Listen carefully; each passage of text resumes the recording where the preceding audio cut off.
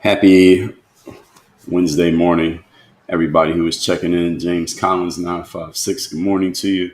Courtney, good morning. Good to see you here as usual, bright and early. Hope everybody's had a great week so far. This is halfway, right? I guess 12 o'clock will officially be at halfway. As you can see, we got our timer on. We are already ready to get started. Let's see what LinkedIn is doing. I haven't seen an update over on LinkedIn. We are live on Rumble. Good morning. We're live on YouTube. We're live on X. We're live on Facebook. And I'm not seeing anything on LinkedIn. LinkedIn is not populating quite yet, but it says we are populated over here on LinkedIn. So I don't know what the issue is. Let me see. My viewer count not available for X. We can see it on YouTube. Actually, we don't need to go to that. And for whatever reason, LinkedIn is not coming through. But if it does come through, it does. If it doesn't, it doesn't. Good morning, Instagram. Good morning, everybody over there on TikTok. Tell me where you are checking in from. Give me a location where you are checking in from. Give me a location. Give me a city. Where you are checking in from right now. And I don't know why LinkedIn is not populating, but we did put the info in there. So I don't know why the stream is not giving us what it's supposed to be giving us. Let me refresh this and see what's going on with LinkedIn. And I think we got the same material that I already put in here. I don't know if I'll be able to edit this. Let's see. No, I don't think so. Oh, well. LinkedIn, sorry. Maybe next time. I'm not doing it again. What's going on over there, folks on Instagram? Let's see what we got as far as locations. We got Tampa. Shout out to Tampa. I lived in Tampa for a little while. Tampa, a beautiful place. I like Miami better, but Tampa is not bad. San Antonio, been there as well. Shout out to San Antonio. And Joe. All right, cool. Hopefully you don't get caught. Don't air yourself out on the internet. Today we're going to talk about student loan forgiveness. All right, so we talked about the sports thing for a couple days, some sports things for a couple days. We'll be back talking about sports things, whatever happens in the news. I mean, I don't control the news cycle. I just respond to the news cycle when we do these live streams. Northern Minnesota. I have not been there. I have been to Minneapolis. I don't know if that's in northern Minnesota. I ain't been there. Morning View, Kentucky. I have not been there either. Shout out to Kentucky. Fort Lauderdale, I have been to. Shout out to Fort Lauderdale. Marky Man, good morning. Carla, Indiana, good morning. Daniel Lee, good morning. We're going to talk about student loan forgiveness here today, about this whole idea of should the student loans be forgiven, because I don't know if y'all heard about this in the news, but what happened is the government announced that they are about to start cracking down on basically collecting their money from people who owe student loans. Now, this story actually came out this is probably about a week ago, and I would have talked about it probably 7 days ago. The reason I did not talk about it is because, first of all, the Shannon Sharp thing happened. I didn't see that coming, and I talked about the Shannon Sharp thing for a day or two. Then we had this whole thing with, what was I talking about yesterday? I don't even remember. I'm talking about so many things here, I forget what the subject was. Whatever we were talking about yesterday, which was also a sports-related subject. What were we talking about yesterday? I can't even remember. We put out so much material here that I forget all the game that we've been giving out. Whatever it was yesterday, we talked about that. That was another sports-related thing. Oh, yeah, then you had the NFL draft thing, the Shedeur Sanders NFL draft thing. We talked about that. And now we are finally getting around to the student loan forgiveness conversation, which I've been holding on to for about a week, because this is one that has been talked about for a long time. So North Augusta, South Carolina, SC side of Augusta, Georgia. I have been to Augusta, Georgia. Shout out to Augusta, Georgia.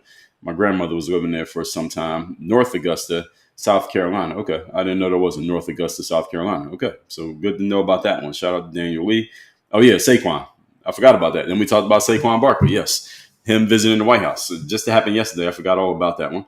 So as you can see, when you're responding to current events and the news, you might even forget what happened yesterday because a new thing happens the very next day. This is the reason why I'm not a news reporter, and current events is not my business, because I don't want to have to chase the news, and I don't want to have to respond every time something happens. But I will respond when something happens doing these live streams. So that's why I enjoy doing this. We got Chicago in the building. Shout out to Chicago. I have been there It's too cold in Chicago.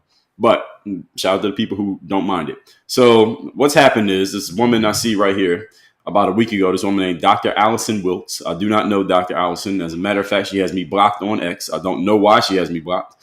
I don't know if I've ever engaged with this woman, but clearly I have, because actually, no, that's not true. Because sometimes I get blocked by people who just see me talking to somebody else and they'll just preemptively block me. So Dr. Allison Wilkes, as you can see right here, she has blocked you. So she has me blocked. I don't know why.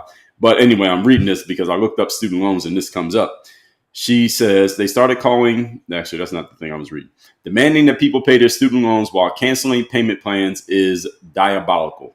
I don't know if that actually happened. Often when people say stuff like this, they're framing the situation as if something has happened when it didn't actually happen. I don't know if this has actually happened or not, but she was saying this, and a lot of people have been talking about this. Let me say another thing.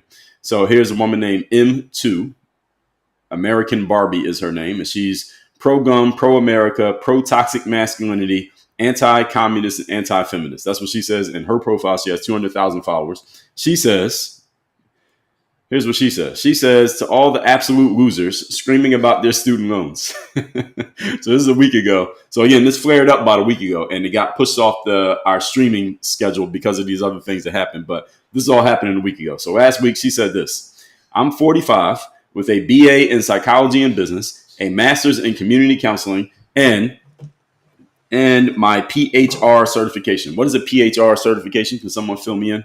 PHR certification. I don't know what that is. So anybody knows what a PHR certification is, please explain that to me. Never heard of it. She said, I don't have any college debt. I've had a job since high school. The American taxpayer doesn't owe you shit. And this she puts in all capital letters, pay your own fucking bills. That is what M2 said the same day that Dr. Allison Wilkes said what she said. And let's see one more person. Robert Reich. I have seen him on social media a lot. Robert Reich is this white guy who is strongly against Trump, as far as I see. He's a professor at Berkeley, so now it makes perfect sense why he is strongly against Trump. He lives in the, good morning over there, Cynthia. He lives in the, let's just call it the left, so left of the country and left politically, very much left. I've seen pictures of this guy, Robert Reich. Y'all know this guy, Robert Reich? This guy's like 5 feet tall.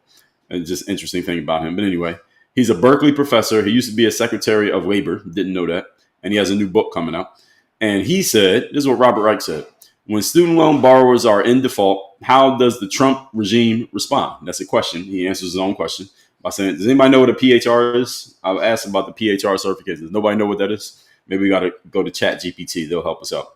He says they respond by garnishing their wages. When billionaires see their wealth hit record highs, how does Trump regime respond?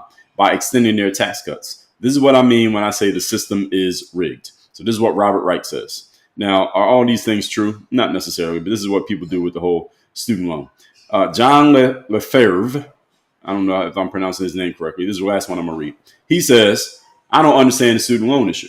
These people invested in themselves and lost, or they were lied to about the value of their degree. Plumbers shouldn't bail them out. I generally understand the positions that all these people have, even if they're creating false frames. And we're going to find out about this PHR. Stacy said, I think it's a professional human resources. Let's find out.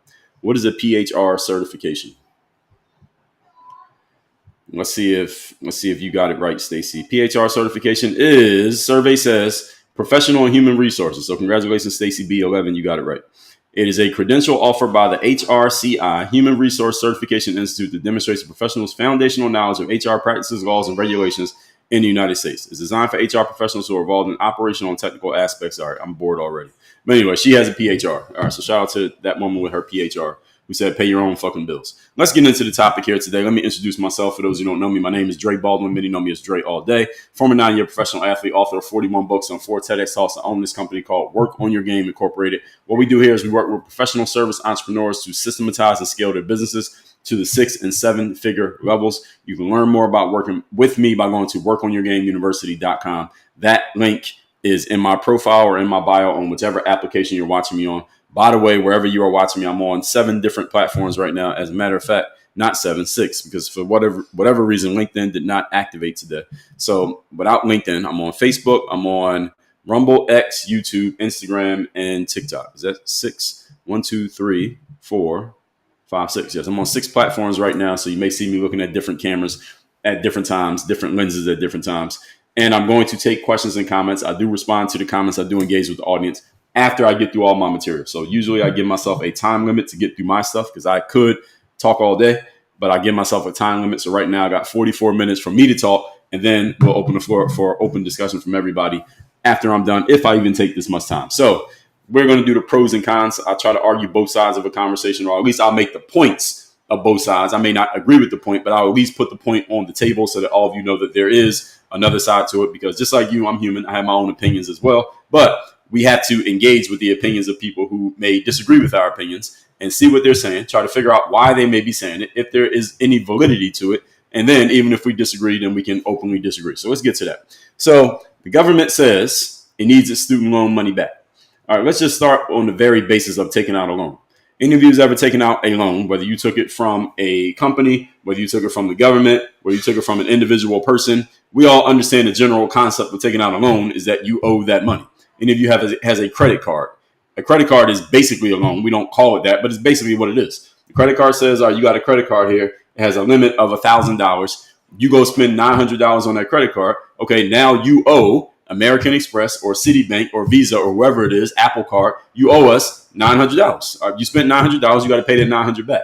Now, what they actually bet on is that you don't pay the whole thing back every month, because if you don't pay the whole thing back every month, now you pay more than what you borrowed. They call that interest, and this is how they get people. The reason why consumer debt is what it is because the credit card companies allow you to spend more than you may actually have, and then if you don't pay the whole thing back, then you owe a little bit more, and that's how they make their money. They don't make their money from people who pay back their bills every month. They only like when you pay back your bills every month. They like when you don't.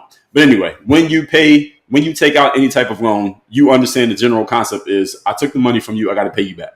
Everybody generally understands that. So the government is saying we want our money back from these loans that you took out. A student, 18 years old, going to college, you want to go to some school, it costs more money than you have. You take out the student loan in order to finance your education. Now, I can understand different angles of this argument. For one, when I'm 18 years old and I'm going to college and I'm getting offered student loans to go to college, I know for sure that I want to go to college. And the companies that offer the loans are saying, and by the way, there's a book called The Debt Trap, DEBT Trap, The Debt Trap, that is all about the student loan industry and how it came to be what it is. All of you should read that book. I read it probably about 3 or 4 months ago. Really good book and very insightful on how this whole thing came to be. But when I'm 18 and I'm going to college and they're offering me a loan to go to school, am I really thinking about how am I going to pay this back when I'm 27 or 35 or 50? Not really. Any of you took out a student loan? Were you really thinking about how am I going to pay this money back when you were 18 taking out the loan? Put yes or no in the comments. Any of you who did take out any amount of student loan, were you really considering how am I going to pay this back if I take the money out? Some of you may have been. I wasn't thinking about that at all. I was just like, I want to go to school. This is the school I want to go to. Here's how much it costs. Was I really looking at the numbers and the bottom line and calculating? I'm 18. I don't really give a damn. So some of you say yes. So B School Coach says yes. And a lot of you are saying no. I think some people were actually thinking about it. And depending on your background and your situation and the way you were raised and maybe what you already knew, maybe you were really thinking about it. How am I going to pay this back? Am I going to have a career that makes the money? I wasn't thinking about any of that shit. I'm like, let me just get the loan. I just want all the stuff to go through. I wasn't thinking about any of the details. I just want everything to go through. I know I'm accepted to this school. They say it costs this much. Now I'm going to apply for these loans. And not only know what I cared about, the only number I cared about the extra. You know, when you get a student loan and then your student loan hits and then they give you more on the loan than what the tuition actually is. So then you get a little bit extra. What do they call that when you get the extra money? That's all I cared about. I cared about the extra money. And then I took the extra money and went to the mall. All right, that's all I cared about. Is that what they call it, the refund? Yeah, that's all I cared about was the extra. I just wanted the extra bread. So when I had student loans, if I had the student loans, I would get it wasn't a lot of money. It might be $1,000. So someone said you didn't get a basketball scholarship. When I first went to school, I wasn't on scholarship. When I first went, I was a walk-on, so I didn't have a scholarship. So, and I had academic scholarships. So my student loans wasn't a lot of money. And I went to a state school and all that. So it wasn't a lot of money. My tuition wasn't very high based on my situation. But all I cared about was that extra $1,000 that I got every semester or whatever the situation was that I could go spend at the mall. That's all I cared about was that refund.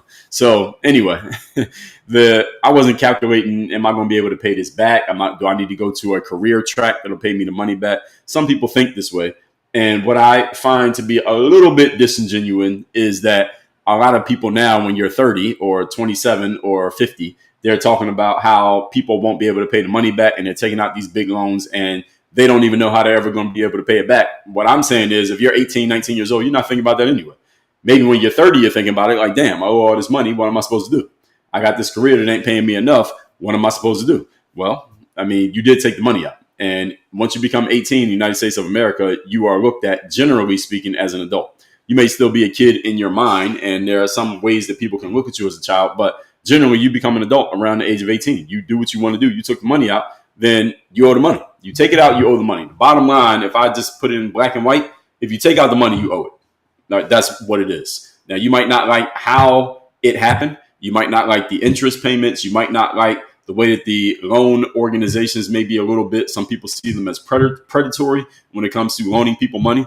I think all companies that give out loans are predatory in some way, shape, or form. I mean, does the credit card company often tell you how much the interest is going to be? Do y'all know?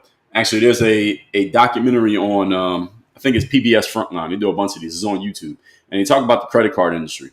Do you know that any of you who gets a paper bill from your credit card company, I think probably some of you still do, like you actually get the bill in the mail.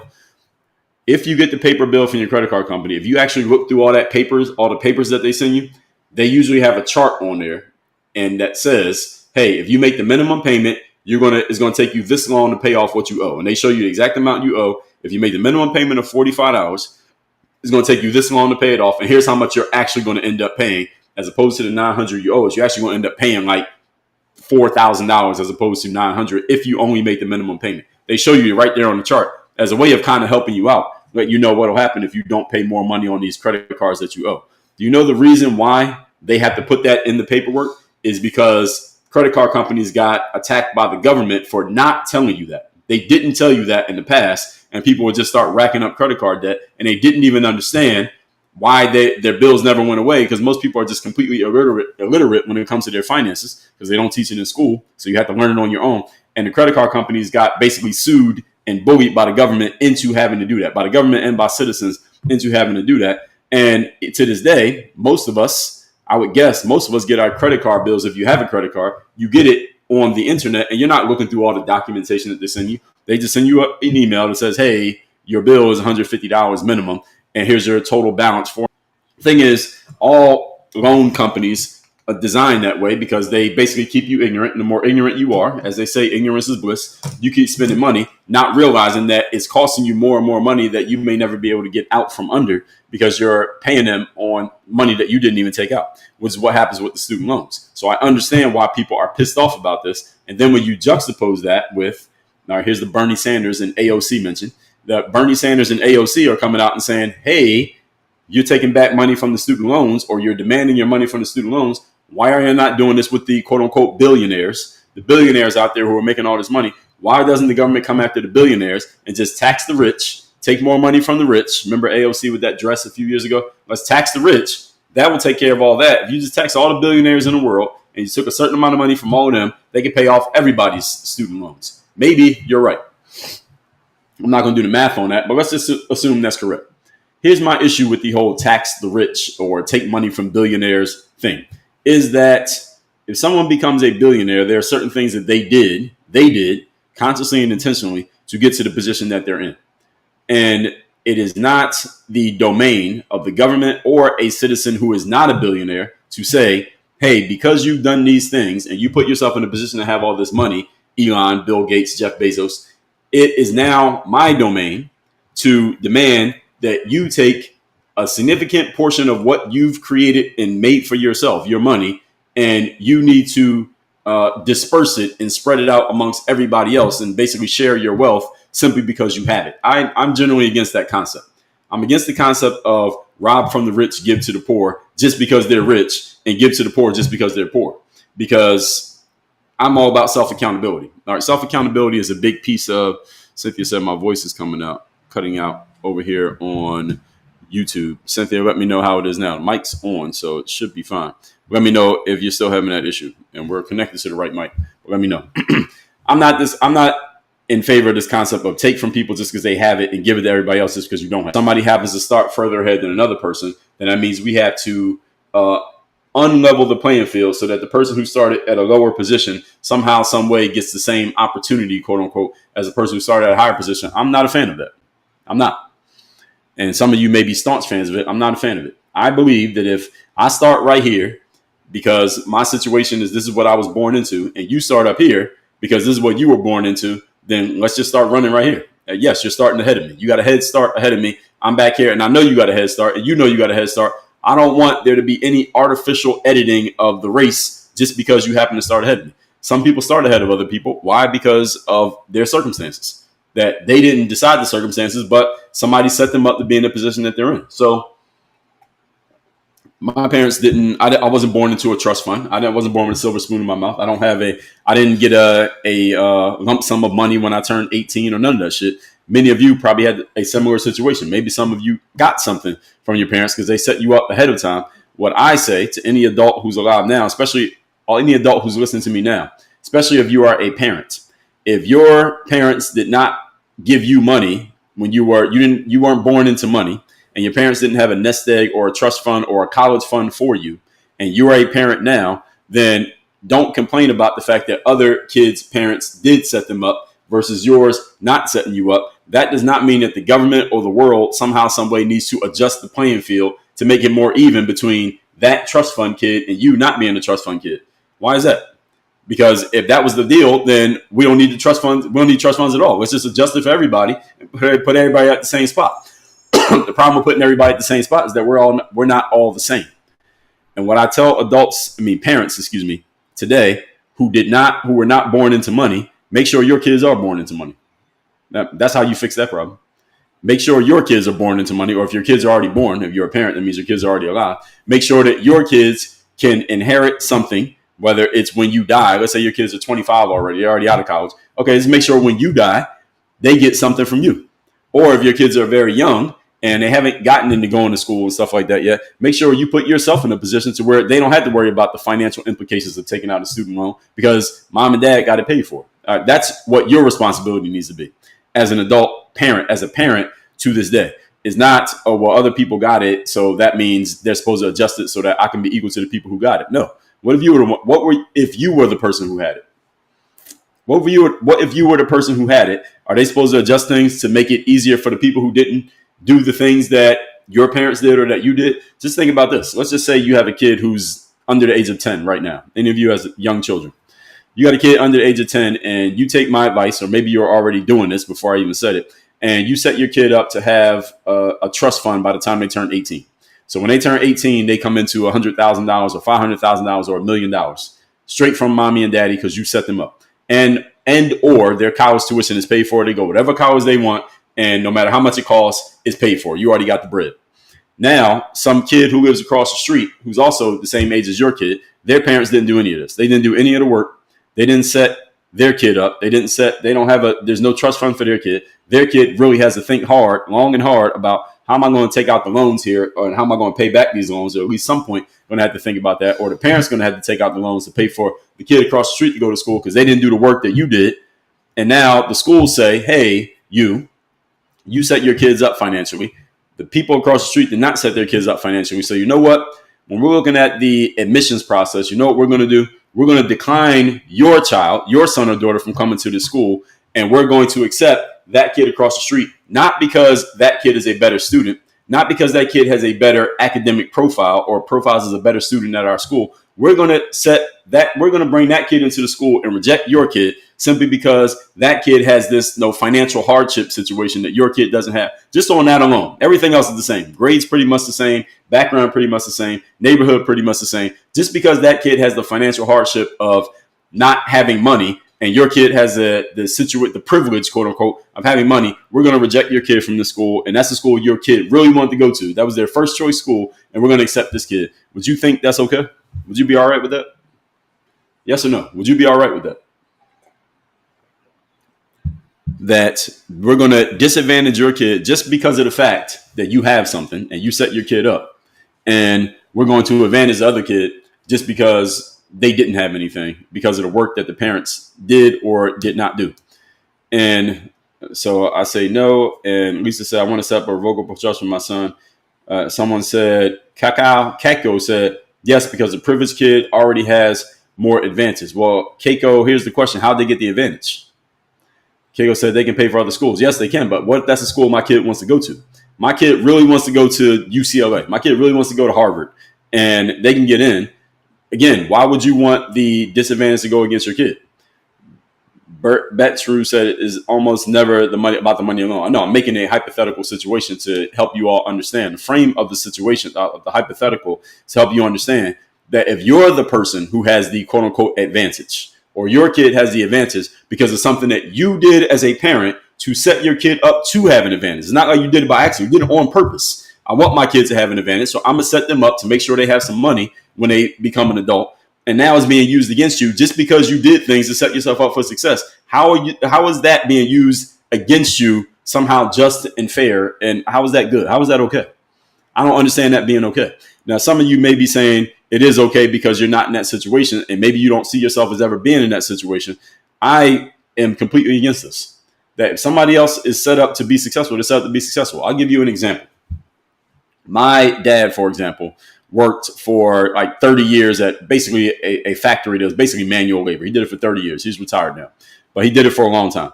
And I remember when I was like 14, I worked that summer at my dad's job. And it was like a little menial job. They basically did. I wasn't really doing anything substantial, and I wasn't really doing anything that mattered. But they basically, because, hey, this guy, Mr. Baldwin, he's worked at the company for so long. He said, can you give my son a job? And they gave me a job. It was like a $5 an hour job based on the rates back then. And I was doing a little dumb shit, like scraping paint off the walls, counting inventory, dumb stuff that didn't really matter. If I wasn't there, they still would have got the job done. And the guy who owned the company, I remember his name was Glenn. It was this older white guy named Glenn. He owned the company, right? And Glenn had, I believe he had 2 sons. And his sons were probably about the same age as me. At that time, I was maybe 14. And his sons were about my age. They might have been a little bit older, maybe 14, 15, something like that, his 2 sons. And when I would be there in the summer working with my dad, the 2 boys of the owner, his 2 boys, they would be there doing kind of the same kind of stuff I was doing. So we would do some jobs together, little menial tasks. Again, teenage kids working in a factory, we can't do shit that matters. But they would be in there too. And later on, this guy, Glenn, who owned the company that my dad worked for, he retired. He got older, he retired. Guess who owns the company now? All right, this is not a hard question. Who owns the company now? And when he retired, my dad was probably, I don't know when this guy retired, but my dad was still working there when he retired. So who owns the company now? The kids, right? So the 2 sons now run the company. And my dad watched these kids. My dad was already a grown man. So when I was like 14, my dad had me when he was like 20 months. My dad's like 35 working for this old white guy named Glenn. Glenn was probably like 20 years older than my dad. He's an older guy. He retires. He got these 2 boys. They're like 15, working for the dad in the summer. When he retires, now my dad is whatever age he is, and he got these 2 kids who are 20 years younger than him. He watched them grow up. Now they're his boss. Now he got to answer to these guys. They're his boss. And I don't know how he felt about it. I never really asked him that much about it. But here's the thing. I don't see anything wrong with that. I mean, that's the situation. The guy, Glenn, started the company. He started the company, and that's what you're supposed to do, right? Set your sons up for success and your daughters up for success. So the fact that these 2 boys, what was their quote-unquote qualifications to be the owners of this company? They really had what'd they do? They didn't do shit. All they did was be born to a dad who already started the business. I don't know what the dad did, but they were born to a family that started the business. Now they get to be the owners of the company. And I remember when my dad was retiring, and the company is a good company. My dad worked there for so long because they took care of him. And when he retires, what they would do is whenever somebody retires, they do something nice for him and will send them on a trip or a vacation or something like that. And I don't remember what ended up happening. They ended up delaying it because my dad retired right in 2020. So they had all this issue with the virus and all that stuff. And I was telling them, hey, send my dad because my dad's a fan of the San Antonio Spurs basketball team. Send him to San Antonio to go to a basketball game. And it got delayed because of the whole virus thing. I ended up sending them to San Antonio, him and my mom, to go to the basketball game. The point is they took care of him. But I remember talking on the phone with the 2 boys. Now, I hadn't spoken to these dudes in years. I grew up, they grew up, we never talked to each other. I'm on the phone with them, talking to them, and we remembered each other from being teens, and they're owning the company that my dad's working for all that time. I had no animosity to them. Shit, they were born into the family to own the business. I want my son to be able to own a business that he didn't have to work to be the owner. All he had to do was be born to me and my daughters to be set up to be born into something that I set up.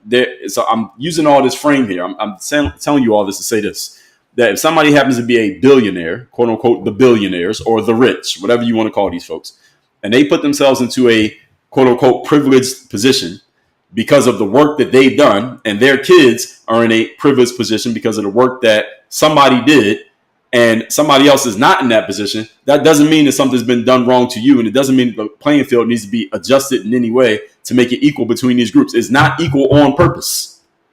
It's supposed to not be equal. Life ain't equal, ladies and gentlemen. It's not an equal deal. Everybody does not get the same thing. Not everybody gets the same opportunities because we ain't all the same.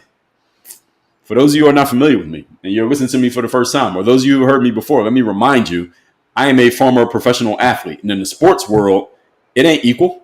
Michael Jordan don't get the same amount of shots as Dennis Rodman. Why? Because Michael Jordan's the better scorer. So Michael Jordan gets to take the shot. And everybody in the building knows he gets to take the shot. Why? Because he's the better player and he's earned the right to take the shot. That's what it is. And if you don't like the position that you're in, then you had to do the work to alter your position. Beautiful thing about America is that we have a ton of upward mobility. You have more opportunity to go from nothing to something in one lifetime here than you have pretty much anywhere else. That's why everybody wants to come here. It's still that to this very day. So this whole concept of people are drowning in debt, and instead of the government helping them, the system, quote unquote, is now wants to take money from their paychecks. Well, that's what happens when you owe money. They take your money. When you owe money, you got to pay back what you took out. I don't understand why. I do understand. And at the same time, I don't understand why people are trying to make this seem like it's some tragedy that you took out a loan and you still owe some money, and now they're going to come take money from you because you owe it. I mean, if you owe child support and you don't pay, what do? They start garnishing your wages. All right, they start taking what you got. Why? Because you owe money. Now you got to pay. So some people are saying, well, Dre, hey, and by the way, I'm going to take questions and comments at the end. They said, well, Dre, they forgave the PPP loans. So all those loans that got given out during the virus time, they say, well, they forgave those loans. Those people could take out those loans and they didn't have to pay it back. But now they want full payback from former college students who are now too broke to pay back their bills. And they're paying damn near twice as much in interest as what they actually took out in loans. What about that, Dre? Well, the answer is this. Did the PPP loans say when you took the money out that it might be forgiven? I mean, was there somebody verify that? Was it told when people took out PPP loans? Anybody here took out a loan? That when you took out the PPP loans, was it told to you that you might not have to pay all of that money back? Was that said? David, yeah, you're right, but we have to because some people tend to be not logical when it comes to these subjects. People tend to be more emotional. Let me find out. Let's see what let's consult ChatGPT, our resident expert. When the PPP loans were given out in 2020 around the time of the virus, was it noted that people would not have to pay the money back and that the loans would be forgiven or not? All right, let's see. Survey says, ChatGPT is still thinking. It says, when the Paycheck Protection Program, PPP, was introduced in 2020 under the CARES Act, it was established, listen very closely, that the loans could be forgiven, meaning borrowers would not have to repay the money provided they met specific criteria. So if you met specific criteria, you did not have to pay the money back. So at least 60% of the money, here was the criteria. 60% of the money had to be used for your payroll. The remaining 40% you could use for basically eligible expenses, mortgage, interest, rent, and utilities. And those were and there's more details, but I'm not going to read all the details. So the PPP loans, it was told up front, if you take this money out, you will not have to pay it back as long as you meet certain criteria. Now, some people, abused the PPP loans. A few of them have been arrested over the years for abusing the loans and doing other things with the money. But student loans, there was never a stipulation that said, hey, if you do this, you won't have to pay back the money. It was always, this is a loan, you owe us money. And again, does an 18-year-old really think about that? I would say the majority of 18-year-olds don't think about that. Here's a loan. I got to pay this money back. How am I going to pay this money back? I don't think most 18-year-olds think like that. This is why people are saying it's kind of a predatory process. But I would say every loan is a predatory process. So billionaires, every time I say billionaires, imagine the air quotes, even if I don't do it. Billionaires got richer during the pandemic. That's what everybody says. During the virus, The billionaires got richer. Students, they just got older and acquired more debt. My response to that is the same thing I've already told you. So billionaires got richer during the pandemic. How'd they get richer? What'd they do? That's what you should be asking yourself, not complaining about the fact that it happened, but asking yourself, okay, why did these people get better in this situation, but these people got worse? What are these people doing? And which group am I in? How can I find out a little bit more about what they're doing? And some people may be saying right now, well, Dre, maybe you don't have access to the same resources and tools and information as what they have. To that, I say maybe you don't have 100% access, because if you did, you might be a billionaire as well. But you can at least find the clues. As the saying goes, success leaves clues. So if these people are successful when it comes to making money, there are clues out there as to what they're doing versus what everybody else is doing that could possibly put you on the right path to maybe getting in the direction that they're going. Maybe you won't become a billionaire, but maybe you get in the direction of where they're going as opposed to going in the direction of everybody else.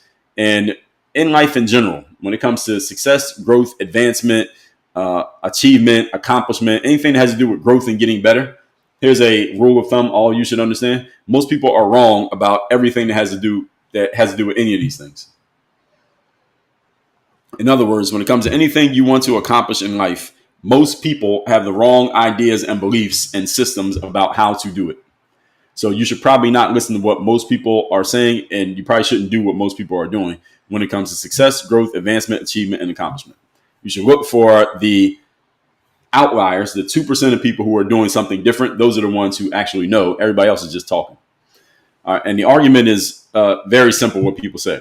All you got to do is tax the people with the most and don't tax the people who are struggling to survive. Again, this is an old argument that keeps getting refreshed every 2 years. Right now, Bernie Sanders and AOC are pushing this concept that all we got to do is take money from the people who already have it. And the reason why this argument always gains steam and always has a lot of support is because what I just told you. 2% of people have the majority of the success. This is a microcosm of the 80-20 principle. 80% of the results come from 20% of the inputs. 80% of the money is in 20% of the hands. And when 80% of the money is in the hands of 20% of people, and when it comes to wealth, the numbers might be even bigger than that. Well, then it's easy to just get the 80% of people who don't have the wealth to say they're the problem. And since there's so many of them, and the way you win elections is by what? Getting a majority of the votes. It's very easy to get most people riled up about this because everybody, the group, is getting mad about the few who have all the success, and they're looking at the group who doesn't have the success. And again, this logically doesn't make any sense, but emotionally makes a whole bunch of sense. Okay, all of us don't have as much success as these few mofos over here. All of us put together don't have as much success as these few mofos over here. That must mean these people over here are doing something unethical, going against the grain. They're using us. They're exploiting us. And if you're a good public speaker and you know how to tap into people's emotions, you can leverage this all the way to the damn White House. Kamala Harris almost did it. All right, Bernie Sanders has tried. AOC is about to try. All right, this has been tried. Barack Obama did it successfully. So this works. Now, y'all got to understand, this works. This is a working strategy. You may not agree with the concept. I don't agree with the concept, but we can't say that this doesn't work. This works very well. And it works in all aspects of life.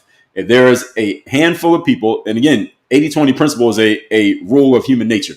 80% of the results are usually in the hands of 20% of the producers. So if the 20% producers are doing all the production and they're getting all the wins and they're collecting all the return on investment from their production, the 80% who are not producing eventually going to get together and look at the 20% who has all the success and all the returns from that success, and they're going to get mad at that 20%, and they're going to start going at the 20%. All right, y'all must be the problem. Now, how y'all got the success and we don't, and we all from the same place, we work at the same job, we're doing the same things, we both got 2 arms and 2 legs, 10 fingers, 10 toes. How is it that you all have so much more success than us? It must mean you're doing something unethical. It must mean that you're using us. So we got to go attack you and make you pay debts for what you've done wrong to us, even though no one can actually articulate in a logical or rational way what these people have done wrong. What have billionaires done wrong to everybody else? Can anybody articulate that? What have they done wrong? Nobody should be articulating that because there's no logical answer to the question. There's no logical answer to what all the billionaires, the 1% of people who have 80% of the wealth, whatever the number is, what have they done? Just as a general rule, what have they done that uses and exploits everybody who's not a billionaire? There's no answer to the question. But if you listen to Bernie Sanders and AOC, they will have you believing that they are doing something. And neither of them can actually articulate it. All they do is just get people riled up with the talking points. They just tell you the stat. And most people are persuaded by the stat. Hey, 1% of people got 80% of the wealth. That must mean something's wrong. No, it doesn't. That means things are right. That's exactly how it's supposed to be. That doesn't mean something's wrong. That means something is right. That means human nature is still human nature. And 50 years from now, it's going to be even worse. Why? Because human nature is still human nature. I did a whole talk on this maybe a month ago.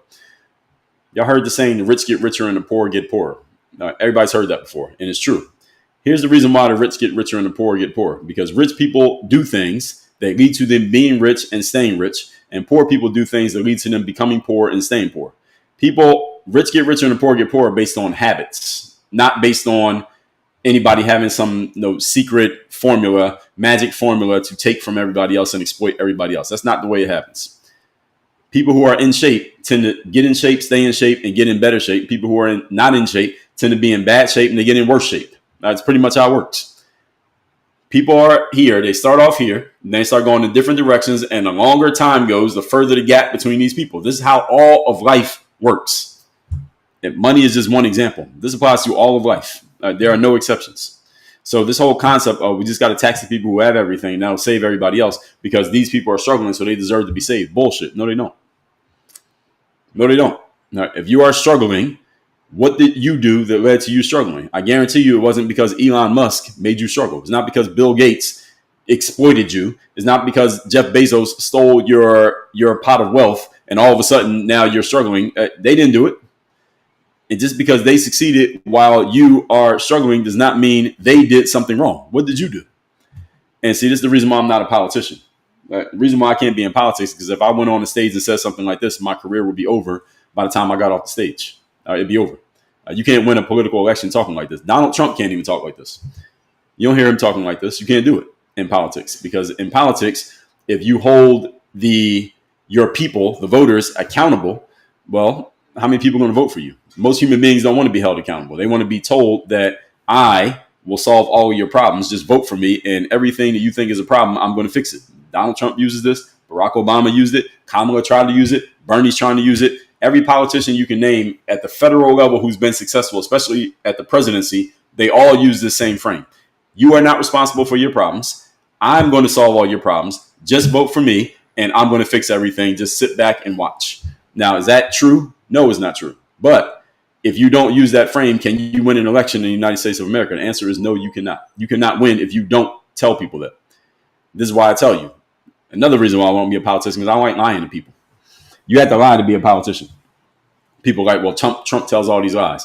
All politicians lie. Only difference between Trump and all the rest of the politicians is that he has a bunch of people who really, really, really don't like him. So every time he lies, they point it out.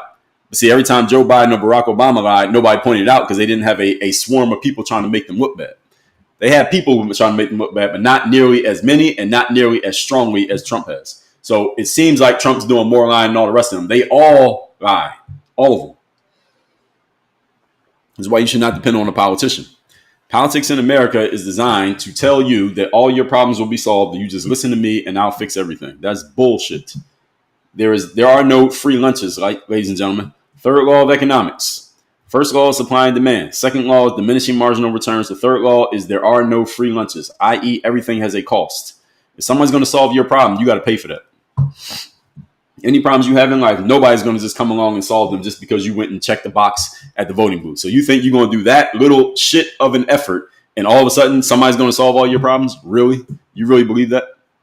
If you believe that, then please show me the Easter eggs that were under your pillow last Sunday after the Easter Bunny came and left them for you. If you believe that a politician is going to solve all your problems because all you did was vote for them. That's not the way life works. But again, politicians have to sell you on this concept.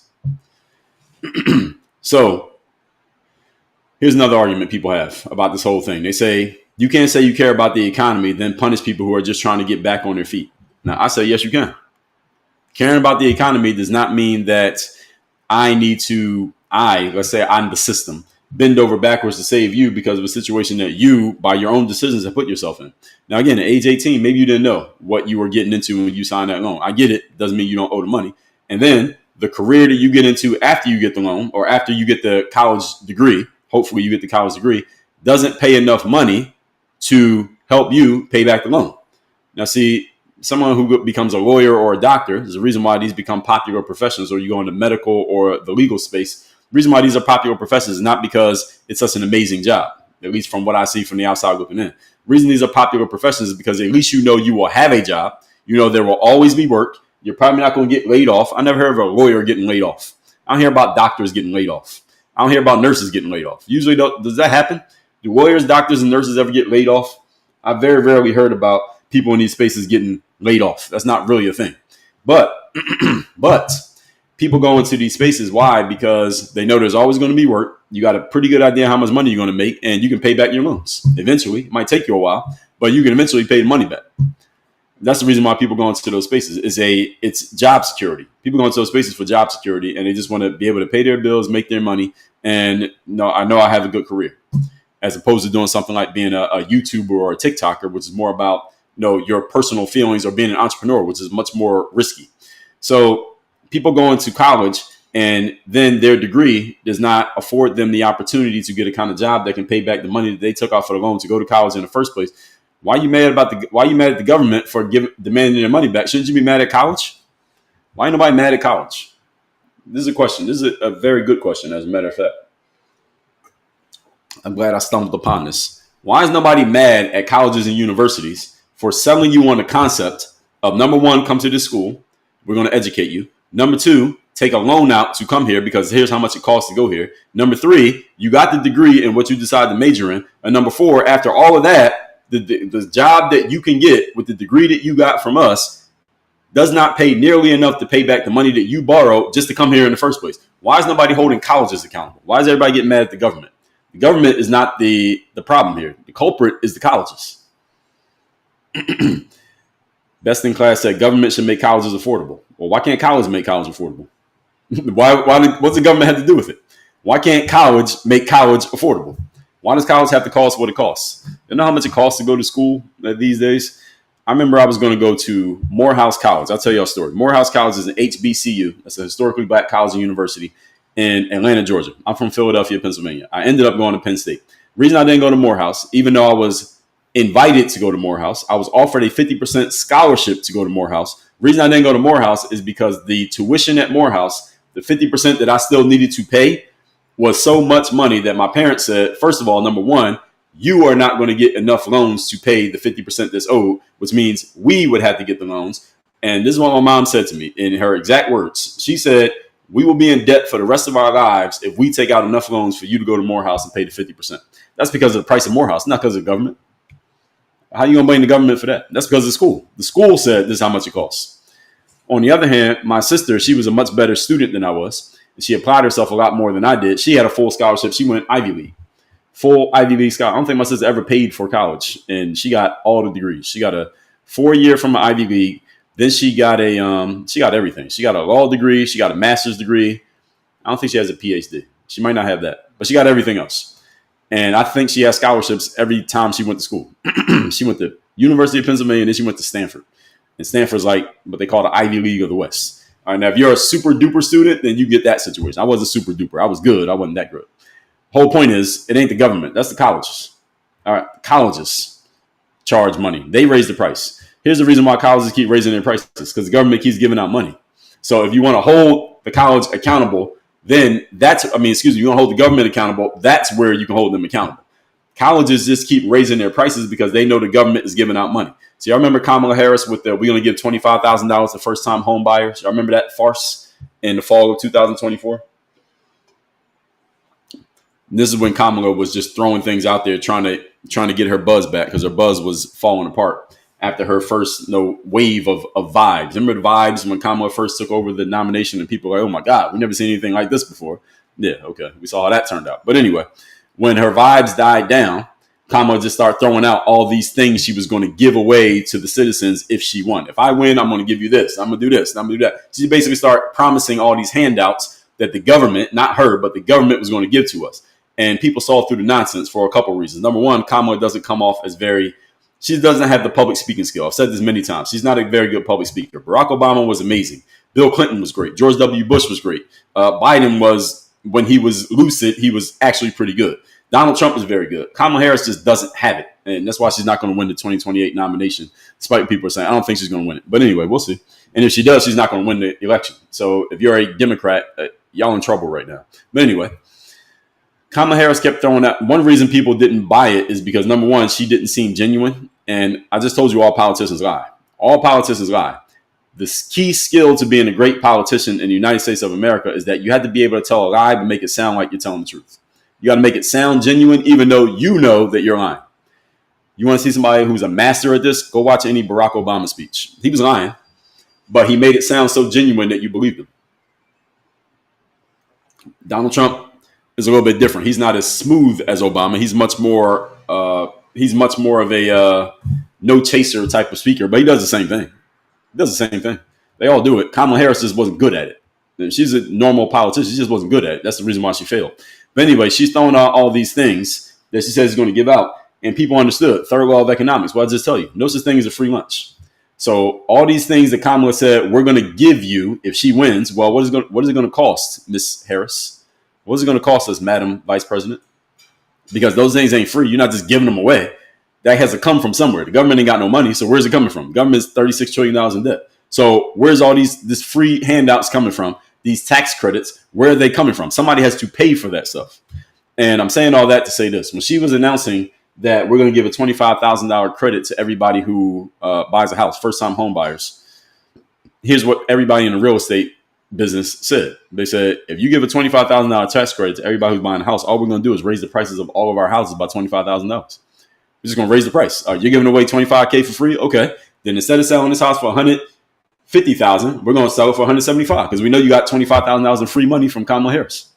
All it did was raise the prices of the housing market had it happened. Didn't happen because she didn't win. But had she won, all that would have happened if I was in real estate. Actually, if I was in real estate, I would have been happy for Kamala to win. If I was a real estate broker who just built and sold houses, I would actually want Kamala to win. If all I cared about was my bottom line in my pockets, I might want Kamala to win. All right, that's the extra $25K I get for every house that's sold for free because Kamala's giving it away. Please do that. Eric says the tax credit, raising prices on houses doesn't make any sense. Yes, it does if you work in real estate. If I know that you know, Eric, that you're getting the extra $25K in credit, meaning that's money you can keep in your pocket or money the government's going to give you, and I know that you got it, all I'm going to do is charge you extra $25K. I'm going to collect that money. I'm collecting that money. I'm just raising the price on everything. And you, when you're looking at housing prices, you know in the back of your mind, you got $25K in credit in your back pocket. Okay, then your budget, which was $150,000 last week, now your budget is $175,000. This is normal human mentality. Now, a smart person would say, even though I know I got the $25K in credit from the government, I'm still going to keep my budget at $150,000. Is that what most people do? No, that's not how most people live. Most people, you give them more money, they expand their lifestyle, they expand the way they live, they increase their costs. Why? Because they got more money. All right, they call this keeping up with the Joneses. This is what most human beings do. This is the reason why credit card companies and loan companies make so much damn money. Because when people get more money, what do? They spend it. I mean, is this news to anybody? So that's the reason why.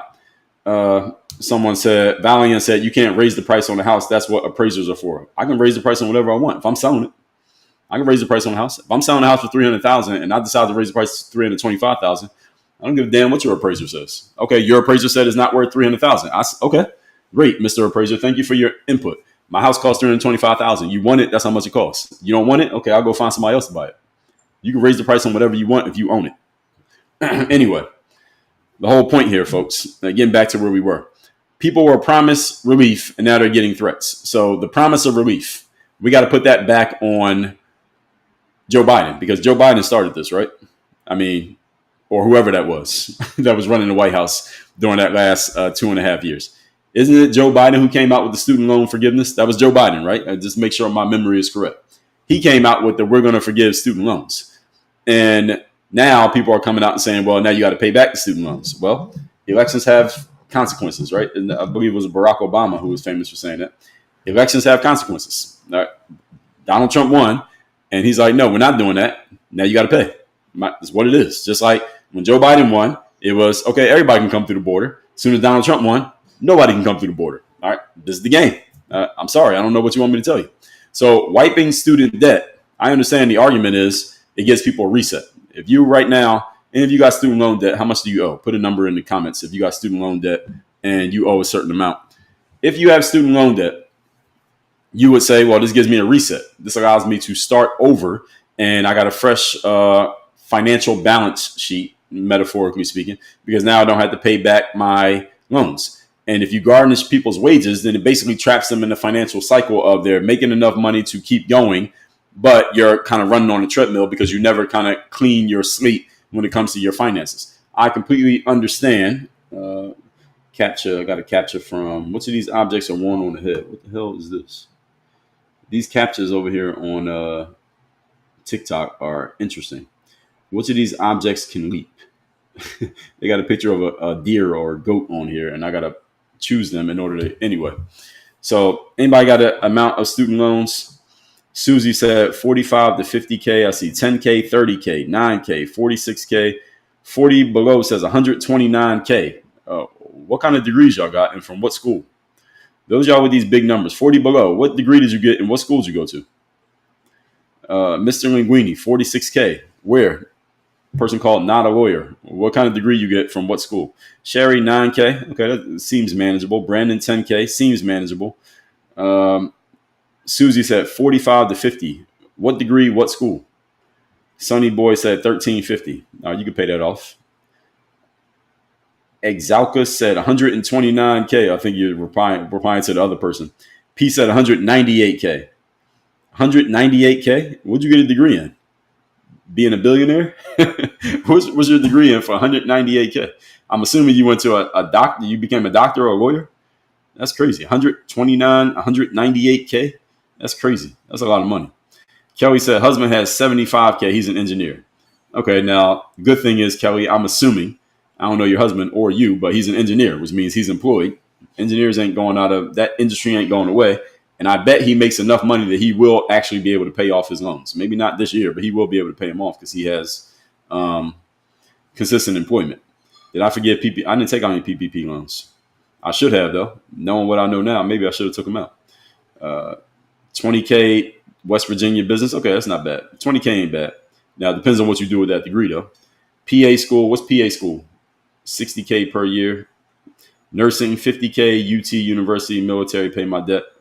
Okay, the military will pay off. Hello Nurse says 65K. Is that for a nursing degree? Is that how much it ends up being? It doesn't actually. That's not crazy. 65K is not crazy. Natisha said 40K economics and finance. Lucky said 22K in loans paid in work while in school. Maurice Hines said 100K. Maurice, what is your degree in that you owe 100K? That's a lot of money for a college degree. I mean, it could be a little bit or a lot of money generally, but for a college degree, that's a lot. Selling Georgia says son has 26K undergrad and master's, just passed the CPA. Well, he's a CPA. He'll have a job. He'll be all right. He's a CPA. He'll be all right. I got some CPAs who are coaching clients of mine. You'll be all right. You're a CPA. 46K for mathematics, Mr. Linguini. What do you do with a mathematics degree? I'm seriously asking. What do you do with that? Anyway, a couple more points here, then we'll get to the Noble Life said too much. What's your degree in? What'd you get a degree in? And let me see, 3 dual degrees in accounting, finance, and master in IT. And Mars, you are working hard. 3 dual degrees. Did you go to any parties? You got 3 degrees. That's a lot of work. Sounds like it. What's the difference in PPP loans, forgive, versus student loans? Well, the PPP C1000, you must have came in the middle of our talk here.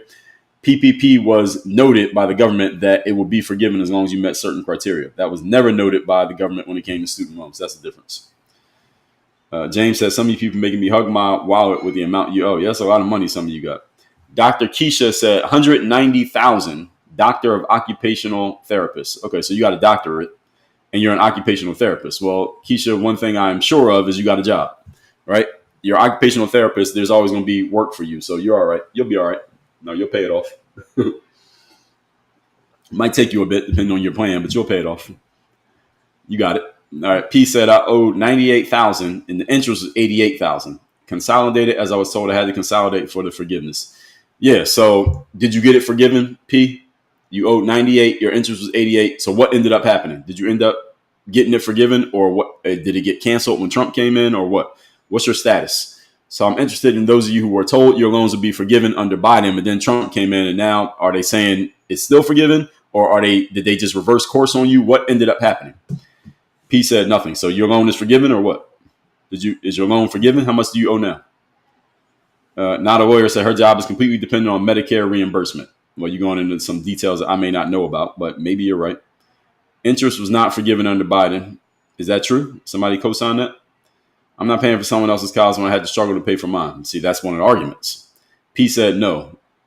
198K. So what? You still owe 198? Is that the situation, P? I thought you said it would be forgiven if you consolidated. So what ended up actually happening? What I'm asking you is what happened. So you give me one word answers, people. I'm not sure what you're answering to. I need give me a complete sentence, please, if you can. So Rex said, what about the federal workers with degrees who were laid off for no reason? LOL. Well, you can be laid off for no reason. If you have a job, you can be fired for no reason. That's called at will employment. You can be fired for any reason or no reason at all. So anyway, let me finish my points, and then I'm going to take a bathroom break. Then we're going to actually get to all the comments. I was just asking that question while we were talking. So this is not just about fairness, I don't think. Some people say it's about fairness. Well, the problem with fairness, ladies and gentlemen, that very word is that fair is decided by the people in power. All right. You can't decide what's fair if you don't have power. It's kind of like people talk about the land of the United States of America was stolen from the people who were already here. Well, according to the people who had the guns, it was fair to take it and put them in little reservations. All right. Why is that fair? If you ask me, is it fair? I say, yes, it's fair. Why? Because people with power decide what's fair and what's not fair. It's kind of like if you have children, you got a 4-year-old child and you tell your kid you can't have ice cream, but you can have some broccoli, and they say that's not fair. Does it matter that your kid thinks it's not fair? Not really, because they don't have the power. All right, fair is decided by the people with power. It's not a democratic process. Remember when I was in high school, I had a teacher who every time a student would push back or talk back to anything that she told them, she would say, her face would get real tight, and she would say, this is not a democracy. And then she would say the same thing she said before. She said, this is not a democracy. And that's what y'all got to understand when it comes to fairness. Fairness is not a democratic process. Fairness is decided by whoever has the power. And if you ain't got the power, you got to adjust to who does. That's how it works. So some say if you want economic growth, don't tax the poor with debt and instead tax the rich who have surplus. I disagree. I reject this concept. And I already talked about that enough that I don't have to talk about it again. Now, here's a legitimate argument.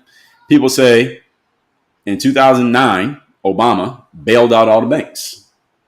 They were in debt. They had messed up. They had made mistakes. Obama went and bailed all the banks out with a stroke of his pen. Why not bail out everyday people with a stroke of your pen? That's a legitimate question. Do I think that should happen? I would say generally no, for the very reason of what is it going to cost in order to do that? Just because the people who are being taxed don't have money doesn't mean that there's not money to be made there. And what kind of instability may that cause if you did it? And just because you did it over here does not mean you had to do it over there. I just told you fairness is decided by whoever's in power. Fairness is not whatever you did over here, you have to do it over there just because. In preschool, that's the case. It's not the case in real life. It doesn't work that way. So some say the government helped the top people recover. Now you got to help the bottom recover. And the answer is no, you don't. And that's what we're seeing right now. So student loans were pushed as the right thing to do, and they get punished as a financial mistake. Is this true? Yes, that is very true. Student loans are offered and dangled in the faces of 18-year-olds. Take out this loan so you can go to college and fulfill your dreams. And it's only later on that you realize, oh, this might be a nightmare. Is that true? Yes, 100%. And I don't blame the student loan companies. I blame the colleges. Oh, the reason I even brought that up is that the colleges continue to raise their price because the student loan organizations kept giving out more money. This is what I meant. The reason I brought up Kamala and the housing thing is that when she announced we're going to give a $25,000 credit, people who work in real estate said all that's going to do is cause us to raise our prices. People who work in real estate said that. I don't work in real estate. That's what they said. But it makes logical sense to me. It's the same thing with colleges. As the loan companies keep giving out more and more money for loans, colleges say, oh, y'all giving out 100,000 instead of 50. Okay, let's raise our prices so we can collect more of that money. This is capitalism at work, ladies and gentlemen. This is capitalism at work. If I know you have more money in your pocket, I'm going to charge you more because I know you got it. If I know somebody's giving you the money, it ain't even your money, I'm damn sure charging you. All right, this is one of the reasons I tell people that if you're going to do business, it's good to do business with corporations because corporations are spending somebody else's money. It's not their money. The person you're talking to in a corporation who is signing you to a consulting contract, that's not their money. All right, they're spending the corporation's money, and they're more likely to spend money frivolously when it's not. You're more likely to spend money frivolously when it's not your own money and you don't feel the pain coming out of your wallet than if you're spending your own money and you feel the pain. I work with a lot of private business owners, and you got to offer them real value to get money out of their pockets because they feel the sting of that money coming out of their pockets. But if you're working with someone who works in corporate, they're spending the company's money. They're much more likely to spend money much more recklessly simply because it ain't theirs. This is just, again, human nature. And if you're getting money from the government to go to college and that money never actually comes out of your literally out of your pocket or out of your account, of course you're going to go spend money recklessly because you're not really considering it real because you ain't spending it. This is the reason why some people who talk about finance will say, hey, you should spend money in cash, because when you have to actually hand cash to somebody, you feel that more than when you just swipe a credit card or tap the screen with a little chip. You feel it more when you got to actually hand somebody some money and you're literally looking at that money leaving your hand and going to somebody else's hand. You feel that more viscerally, and you're more likely to be smart about your money when it's actual, real, tangible money as opposed to just numbers on the screen. That's 100% true. And this is the reason why colleges keep raising their prices. Has college increased its value 300% over the last 30 years? No. But they've increased their prices 300%. Why? Because the government is giving you money. If the government keeps giving you money, I'm going to keep raising my prices and taking that money. It's like if the government came out and said, hey, what we're going to do, because I work as a business coach and as a consultant and as a trainer. And the government came out and said, Donald Trump comes out tomorrow and says, you know what I'm going to do? I'm going to give $100,000 to every person in America who has never hired a coach or a consultant before. And you can only use the money to hire a coach or consultant. Guess what I'm going to do tomorrow? I'm going to offer a $100,000 consulting program. Why? Because I know all y'all got the money and it ain't your money. I'm going to have a whole bunch of clients by the end of the day. Why? Because I know the government is giving you money. So if you got money that the government gave you for free and you got to spend it and you can only spend it in one way, okay, hey, here's where you come spend that money right over here. I'm taking it. This is capitalism at work, folks.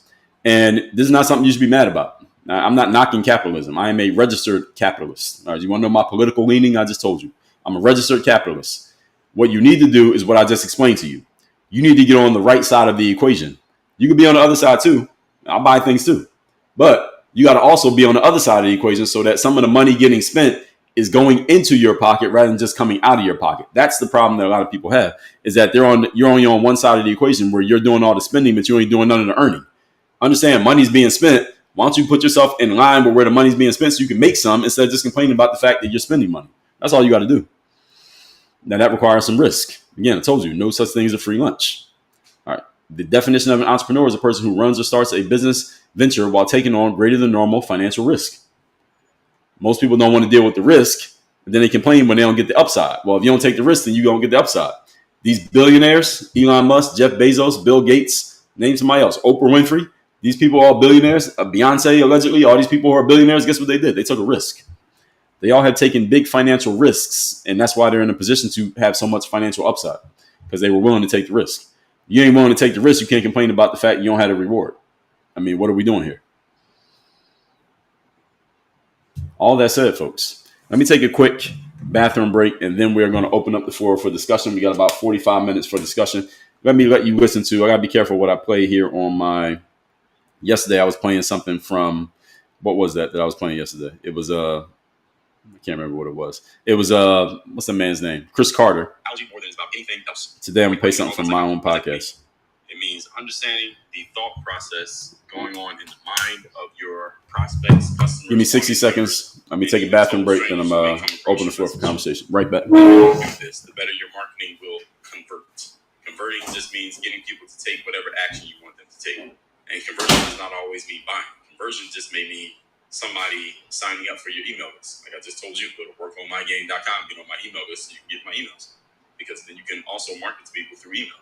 Conversion may be getting someone to check a box. Conversion may be getting someone to just have a conversation with you. So conversion is not always selling. But the better you are at understanding the psychology of the people you're dealing with, the better you'll be able to get them to take the step that you want them to take. And again, certain steps may lead up to the point of making a sale, but not always direct, not always immediate. So psychology is about understanding the way other people are thinking, connecting with the way that they're thinking, helping them understand that you understand them, and then moving them to action based on that mutual understanding. That's what psychology is about.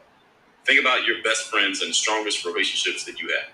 Usually, you and those people are on the same wavelength in terms of thinking.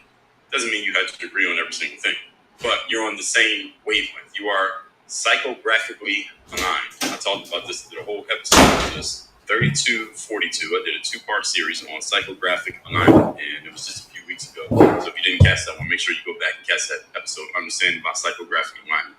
And this is the key: psychographic alignment. What I'm playing here is from my podcast. Comes out every day. It's called Work on Your Game. You can find it on Apple, Spotify, whatever your favorite podcasting applications are. And again, my show is called Work on Your Game. It looks just like this. You find it on Apple or Spotify. It comes out every day. It's about 20 minutes per episode, not an hour or two like these live streams. And this tends to be more evergreen material that I do here. By the way, the replays to all these lives are on my YouTube channel. The link to my YouTube is in my profile on TikTok, and all of the rest you can find it. Just look it up. And I do these live streams Monday through Friday, 8 a.m. Eastern. So those of you who are watching me for the first time, that's how often I do these. So going to the comments, we'll start over on YouTube. We'll go from left to right. So starting over here, then we'll get over here. Cynthia, I don't know if you can still hear me or not. I didn't see anything else. Fishing Weekend Warrior said, I closed a drive-through coffee shop in Q4 before the virus. I was sent all the docs for the loan and was told if I keep people employed, the loan will be forgiven, but my business was already closed. LOL. Well, hey, you missed out on some bread. That's okay. You'll make it back. Cindy said, I moved to Facebook. I was hearing every other word. Well, that's interesting because I'm using the same device and the same microphone for both Facebook and YouTube. So I don't know why that was happening. And LinkedIn, I don't know what happened today on LinkedIn. It didn't come back in. All right, let me see what we got over on Instagram. I'm not sure we saw any comments. King Work said, would you recommend a college degree for business and why? What kind of business are we talking? Because a lot of times when people get business degrees, it's teaching you how to work in a business, not how to start a business. So it depends on what you're talking about, King Works. Give me some more, what's the word I'm looking for? Flesh that question out a little bit more so I know what you're asking. All right, going over on, thank you to the title. Thank the gifters and all the people who've been giving gifts over on TikTok. Let me see. John Balaya said, why'd you buy the same book 50 times? These are my books. Books you can see behind me are my books. And I keep multiple copies of books because sometimes I do the shipping myself. And we sell autographed copies of books. So I need to have some in hand because sometimes I need to sign them before we ship them out. King Work says, you are what? What I'm asking, are you trying to start a business or are you trying to work in a business? That's what I'm asking. Giacomo said, there is no Superman. If he existed, there would not be the letter D after his name. I don't know what that means. Sherry says, some put new house, car, phone, vacation before paying the loan. Exactly. And the companies who give out loans are happy that you do that because that means you got to keep paying them. And you keep owing them money forever and you got to keep paying them. It's perfect for them. It's a great business to be in. It's a great business to be in. If you can start a credit card company or a loan company, I suggest you do it. Pete Street said, LMAO, bro, you hurting your own people. What does that even mean? What did I do? King Work said, I'm talking about working in a business. Then, yeah, getting a college degree will set you up to work in a business. That's pretty much what a business degree does. It tells you how to go be an employee in a business. Now, do you need to go get a degree in order to do it? I personally don't think so, but some jobs require a college degree. So it depends on where you're planning on going. Daniel said, nurses, doctors, and lawyers aren't ones begging for loan forgiveness. You're spot on. Yeah, exactly, because they have guaranteed employment and you know how much money they're going to make. It's the people with bullshit arts and sociology degrees trying to figure out how the hell they're going to pay their money back. They paid a whole lot of money for the degree and their degree is generally worthless. Those are the ones who have a problem. You go to college and get some bullshit degree because you don't know what you're going to do with your life and then you can't get a serious job because your degree is completely useless. You're kind of responsible for that. I mean, that's just what it is. You're responsible for that. People who go to school and get medical degrees and legal degrees know exactly where they're going, and they don't always all stay in that industry, but many of them do because, well, one of the reasons that they do is because they got to pay back the money they just took out, even if they hate being a lawyer or a doctor. I got to pay that money back. So King Work said, you meant to say working for yourself. You want to be an entrepreneur, college will not teach you how to be an entrepreneur, in my experience. Now, you're younger than me, so, and depending on what college you go to, they may have some entrepreneurial things because what colleges will do is that they'll go find an entrepreneur who they believe can teach, and they'll have that entrepreneur come teach a class at the college. Now, if you're going to take an if you want to learn entrepreneurship going to college, you better be taking classes by somebody who is an actual fucking entrepreneur, not a full-time college professor trying to teach entrepreneurship, which makes no sense whatsoever. So you got to be learning it from someone who's actually an entrepreneur. My suggestion if you want to be an entrepreneur and you're about to go to college, is that you learn entrepreneurship from someone who is actually doing entrepreneurship, and part of their business is teaching other people how to build a business. So they're not working at a college. They're actually doing their business. And part of their business is teaching other people how to do business. So there are plenty of entrepreneurs who basically we call that training the trainer, coaching the coach, teaching people how to do the thing that they're already actively doing is part of their business. I told you I work as a business coach and consultant. So part of my business is helping other people do business. So that's the person you should be learning from, not at a college. And why would you spend all that money at a college? The amount of money you would spend at a college to get a business degree, let's say it costs you $100,000, you can sign up for somebody's coaching program for $30,000 and get more hands-on information. And on top of that, KingWorks, you don't have to take a bunch of these bullshit classes that are required for you to get a degree that have nothing to do with running a business, such as math. I had to take calculus in college. What the hell does it have to do with business? I have a business degree. And again, you got to take all these nonsense classes just to get the degree requirement when most of the stuff you're learning in school you will never use in your real life if your aim is to be a business person. Actually, no matter what you're aiming to do, why the fuck do you need calculus? When will I ever use calculus in real life? Even if I'm an engineer, all right, ChatGPT can do that calculation. But anyway, thank you for the question. Giacomo said college should be no more than 2 years. It's a scam. In many ways, it is a scam. It depends on how you use it, though. But if you want to be a lawyer and you go to college and you study pre-law, then you'll get a law degree. It's not a scam for you. It's a scam for people, again, who get trash degrees and they don't know what they're going to do with them. Then they end up having to pay more than they're earning. That's when it becomes a scam. Jacob Norris said, I like this guy. Thank you. Farmer's wife said, trade schools are the best options in today's world. Yes, if you know what trade you want. And I think a trade school is a good idea because it costs a whole lot less. It teaches you a specific skill and how to specifically use that skill in the real world for real money, as opposed to college, which teaches you there's a lot of general things you have to, quote unquote, learn to get a college degree. If I'm trying to be a lawyer, I just want to take classes that are directly related to being a good lawyer and as good of a lawyer as possible. Why am I taking an art class or a history class or a math class to be a fucking lawyer? It doesn't make any sense. But you have to when you go to college because that's the way their programs are designed. And it's nonsense. So you're not using your resources, specifically your time, attention, and energy, as best you could. If your aim is to be the best lawyer possible, why am I taking these classes? Why you got to take a fitness class in college? Now, I got credits because I was on the sports team. So you get credits for being an athlete. So you didn't really need to take an athletic class. But if you're trying to get a law degree, you had to take some type of athletic class. So you got to take a walking class or a volleyball class or some dumbass class about athletics in order to get a college degree. Why do you have to do that? It doesn't make any sense. But schools are requiring this stuff to get a degree. Stormy said corporate greed is the issue in our country. I wouldn't call it corporate greed in a negative way. Greed is good. Greed is not a bad thing. It just depends on how it's used. So I get what you're saying, but best in class said in Europe, most colleges are free. Well, that'd be great. If people go to college for free is a great thing. I would go to college again. Taking the money out of the equation, I would go to college again for the social experience. That's why I would go to college. Renegade 5X said my major is law. Facts. Yeah, so yeah, that's exactly. Best in class says called capitalism. In a socialist world, colleges would be affordable. They probably would, but I'll stick to capitalism. I'll stick to capitalism. Shrunken Curl said for a master program that's 7 months long costs $50,000. I don't know. I can't really quantify if that's worth it or not. I don't have a master's degree and will never get one. Walk-off Homer said Morehouse is private, no government funding. Is that why it costs so much? Morehouse was a lot. Morehouse back then, I can't remember. I was looking it up not too long ago. It was like $50,000 a year. So $200,000 to get a degree from Morehouse. Gwen said regulatory burden, state funding cuts, and federal student aid driving up aid. Okay, fair enough. Michelle said tuition is insane. I agree. Question is, why is private school more expensive with no government funding? I don't know. Somebody answer that question. I don't know why. Nelly said, do you have any sort of proof to support this claim? Which one? I made a whole bunch of claims. Which one? Wonderland Express said, this is my feed. Anybody know what this guy is selling? I got a short attention span. I'm not selling anything. I'm giving people the game is what I'm doing. Jay Word said, no, it wasn't. You're a part of the problem. Eric J said, Trump did the same thing. What's your point? What thing? Brent said, ladies and gentlemen, just because you put on a suit every day doesn't make you smart, clearly. Every day somebody leaves that comment, Brent. So I know you probably thought that was unique, but it's not. No, he said, what claim are you talking about?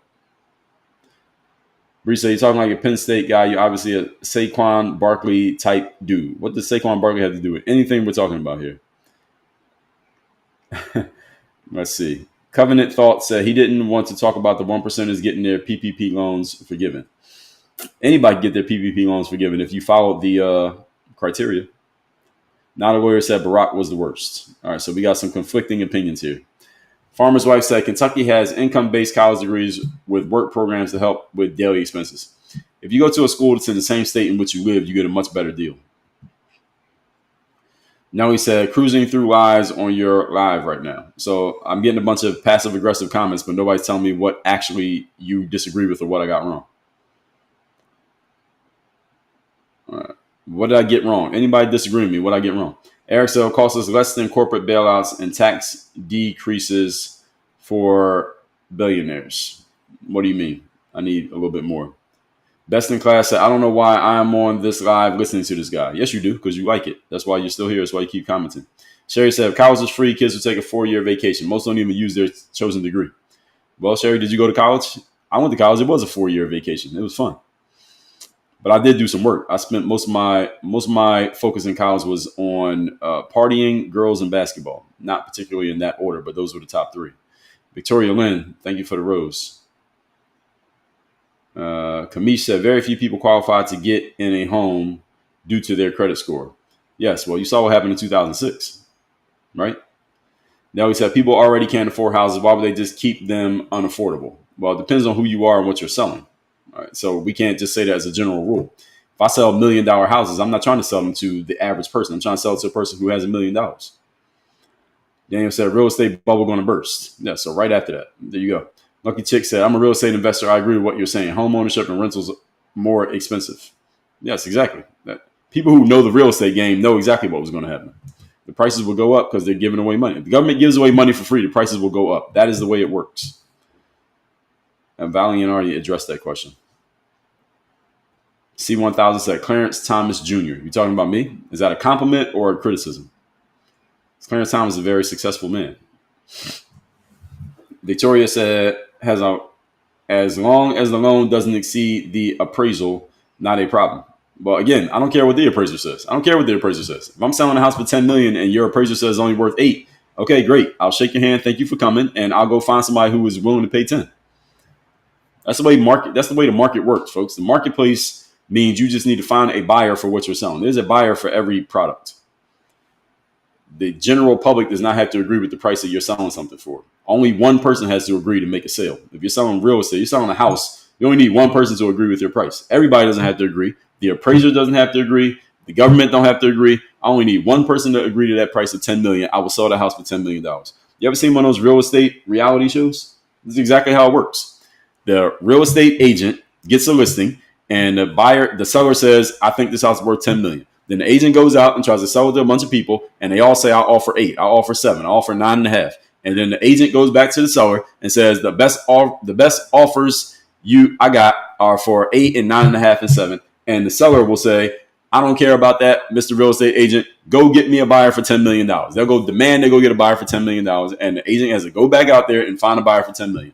And sometimes they do. And sometimes they may convince the seller to lower their price. And sometimes the seller will fire the agent because they have been unsuccessful in getting somebody to pay $10 million for the house. That's the way the market works.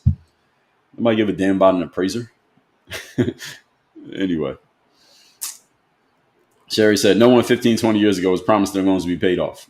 Nobody 5 years ago, well, more than 5 years ago, was promised it. Not till Biden came out with that. Felix the Cat. The difference is PPP said we're going to forgive you. Student loans never said that.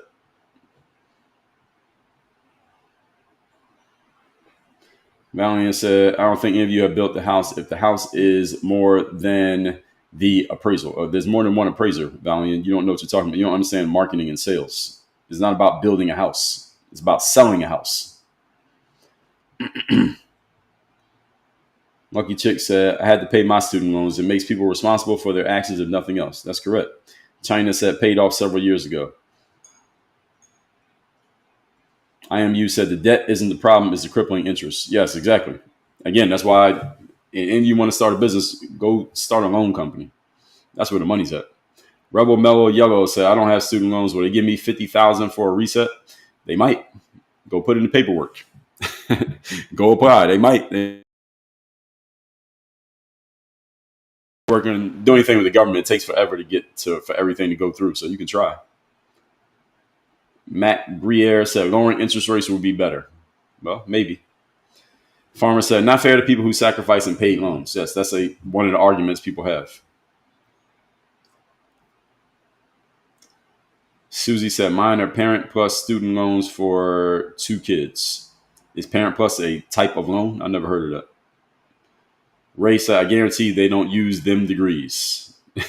Not all of them. Let's see. John Belaya said gender studies, 8 billion. Yeah, gender studies. That's a good one. People are getting degrees in gender studies.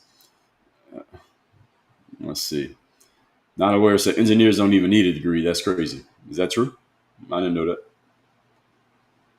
Rexap said class warfare is progressive, passive, top down. The ones with money will always have to have theirs by force. What do you mean by that? Selling Georgia says son has 26K. Oh, y'all read that one already. Ray says some of these they could have bought a house. Exactly. But the thing is, they only give you the money for school. See, if the government just said, look, every 18-year-old, we're going to give you $300,000. Do whatever you want. Some people will go to school. Some people might start a business. Some people might buy a house. If the government's just going to give out money for 18-year-olds, they just give everybody money and just let you do whatever you want with the money. But see, they don't do that. They only give the money only can go to paying for school. It doesn't go to anything else. That's because the government and the colleges are in cahoots, working together. This is collusion by the government and the student loan companies and the colleges to get as many people as possible enrolled in school, because now they trap you into debt. Again, that's why that book is called The Debt Trap. Go read that book called The Debt Trap. It's all about the college student loan scam when it comes to debt. Marie said 3. Oh, I've read that one already. Let's see. Keisha, 190K, doctor of occupational therapist. That's a lot. Mr. Linguini said, not what I should. I'm in sales and I have a mathematics degree. Should be an actuary. Okay, well, at least you're in sales. Good thing about sales is that you have unlimited income potential. Yella said, the lunacy of a productive degree is insane. A degree in any field works in your favor. I don't think so. What does somebody do with a degree in fine arts? Yellow. And why do they actually need it? That's the question, is why do you need the degree? Let's say I get a degree in fine arts and then I go become a curator at a museum. Did I need to get a degree in order to become a curator at the museum? No. All right. What if I get a sociology degree? A lot of athletes get these bullshit degrees, sociology or communications, when they're trying to go play in the NFL or the NBA. Why do I need that degree? What am I going to do with that? Answer is absolutely nothing. So no, a degree in any field works in your favor is false. It can work in your favor if you go get a job in that field.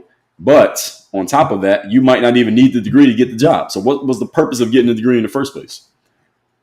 In that sense, it's a scam. I'm not going to say all college is a scam. I'm not going to say that, because I went to college and I would go again. I told you I would go to college again for the social experience and because I was playing sports and I needed the seasoning. So I can't say college is a scam when I just told you I would go again. But in some instances, it can be a scam depending on how you play the game. So the thing is, it depends on how you play. Elliot says, is the degree worth it to you? Well, there, I just answered the question. I would go to college again and pay whatever it costs to go again, just so I can get the athletic seasoning. I could go to more parties and I could mess with more girls. I would do it just for that alone. Forget about the classes. I'll do enough work. And now we got ChatGPT. Forget about it. I'll do enough work to get a good enough degree. I'll get me a C degree. I'll graduate with a 2.0 GPA and graduate. And I got a degree just like you with the 4.0. And you did all that work. All right. So that's what I would do.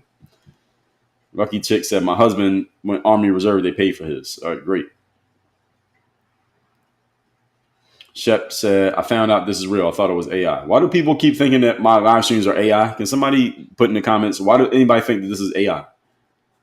Is it even possible to do an AI live stream on TikTok? Is that a thing? Every day I get somebody leaving a comment like that they thought it was AI. What does that even mean? Let's see. What's a PSLF? Mark Briere. I don't know what that is. Casper said the president and his administration are awful people. No, some people share that opinion. I understand you. Jacob Nora said, bro is cold, but 100. LOL. Okay, that's a fair enough assessment. I've heard that before. Jacob said, people in power decided what's fair. So true. Fishing Weekend said, never sign a Parent Plus loan. They will still loan all the money, and you can still pay your kids' loan if you want. My state forgives loan for state jobs, time served, LOL. I don't know what a Parent Plus loan is. I've never heard of that before. Susie said, I have debt from Parent Plus loans, 2 kids, $45K. Can somebody explain to me a Parent Plus loan? Katie, thank you. Sherry said, the majority of 18-year-olds besides this have parents who push them to do it. Yes, a lot of parents are like, hey, you got to go to college because, first of all, they want you to get the hell out of the house. Secondly, they want you to have something that looks like a plan for your future. And third, a lot of 18-year-olds don't know what they want to do with their lives. So if you don't know what to do with your life, what do? Go to college. What is it? Ain't it what Kanye West said in the song? She's so self-conscious. How'd you say? She's so self-conscious. She has no idea what she's doing in college. That major that she majored in don't make no money, but she can't drop out. Her parents will look at her funny. Right there. He said it. His first album. Jacob, thank you. Alfred Barker, thank you. So I get some people telling me I'm smart and I should keep going. Other people telling me I'm an idiot and I'm just shilling for somebody. Daryl said, why are we paying tuition anyway? Germany, Norway. Sherry said the majority of 18-year-olds. Yeah, I already answered that one. Rock Chalk said, I don't get a dime for my 4 years at a state university. Yes, that's the way it's designed. Bluebird said the cost of college jumped way up since they started the mass student loans. Yes, that's why I mentioned that book. The book is called The Debt Trap. Rosie, thank you for that gift. It's called The Debt Trap, and it talks about that. It gives you the whole backstory of how this all happened. Sonny said, isn't money fiat currency? American money is, yes. I don't pay cash because, what was that comment? I lost my spot. Oh, there it is. Big Larby said, I don't pay cash because I don't have time keeping up with the change. Card is easier. Yes, that's the way they want it to be. They want you to think that way, and most of us do. I mostly don't use cash either. But that's the reason why. So, Darius said, nobody takes you serious, little bro. All right. Well, the stats say different. Daryl said, why are tuition 30 countries have tuition-free education? Because we are a capitalistic society and the dollar rules everything, is a short answer. Young said, what about people with a science degree but don't make enough to pay back the student loans? What do you do with a science degree? The young Gen Xer, a science degree? When you have a science degree, what do? I guess you become Dr. Fauci? I don't know. What do? Keats Hill said, takeaway for today, prioritize paying your debts. No, not really. Some people are already out of college. So, I mean, it might be that situation might be over. Some of you might not even have them. We're just talking about how this conversation is happening. That's really what we're discussing here is just the conversation. Square Guy said Cardone University. Well, you mean if you're trying to be an entrepreneur, you're better off going to Cardone University than you are going to a university and just trying to learn business. You're better off learning business with someone who's actually doing it. I say you're better off spending your money there. It's going to cost you less than a college degree. That's what I would say, Square Guy, if that's your question. Granny said, I received my training in the military. All right, I hope it was good. Ed said, I think they do that so you're well-rounded, not just one-dimensional, i.e. fitness, promoting health. Yeah, ostensibly that's the reason. They make you take all these nonsense classes so that you're quote-unquote well-rounded. Tell me one thing you remember from your art class in college. If it's supposed to make me well-rounded. Tell me one thing I remember from calculus in college. I signed up for calculus class like 4 times because I dropped it a couple times. I failed it once or twice, and then I finally passed with a D for disappointing. What did I learn? Tell me one thing that I learned from calculus that I remember, and I passed. I graduated. What did I get? Nothing. So again, ostensibly, yes, you got to take all these nonsense classes to be quote unquote well-rounded, yet we retain none of the information. Kendall Rucker said college is designed to make it difficult for certain degrees like nursing or law. Well, that's why those degrees are actually useful because you can get a job and you know exactly what career track you're on if you have them. And there are other degrees that fit that description as well, but a lot of them do not.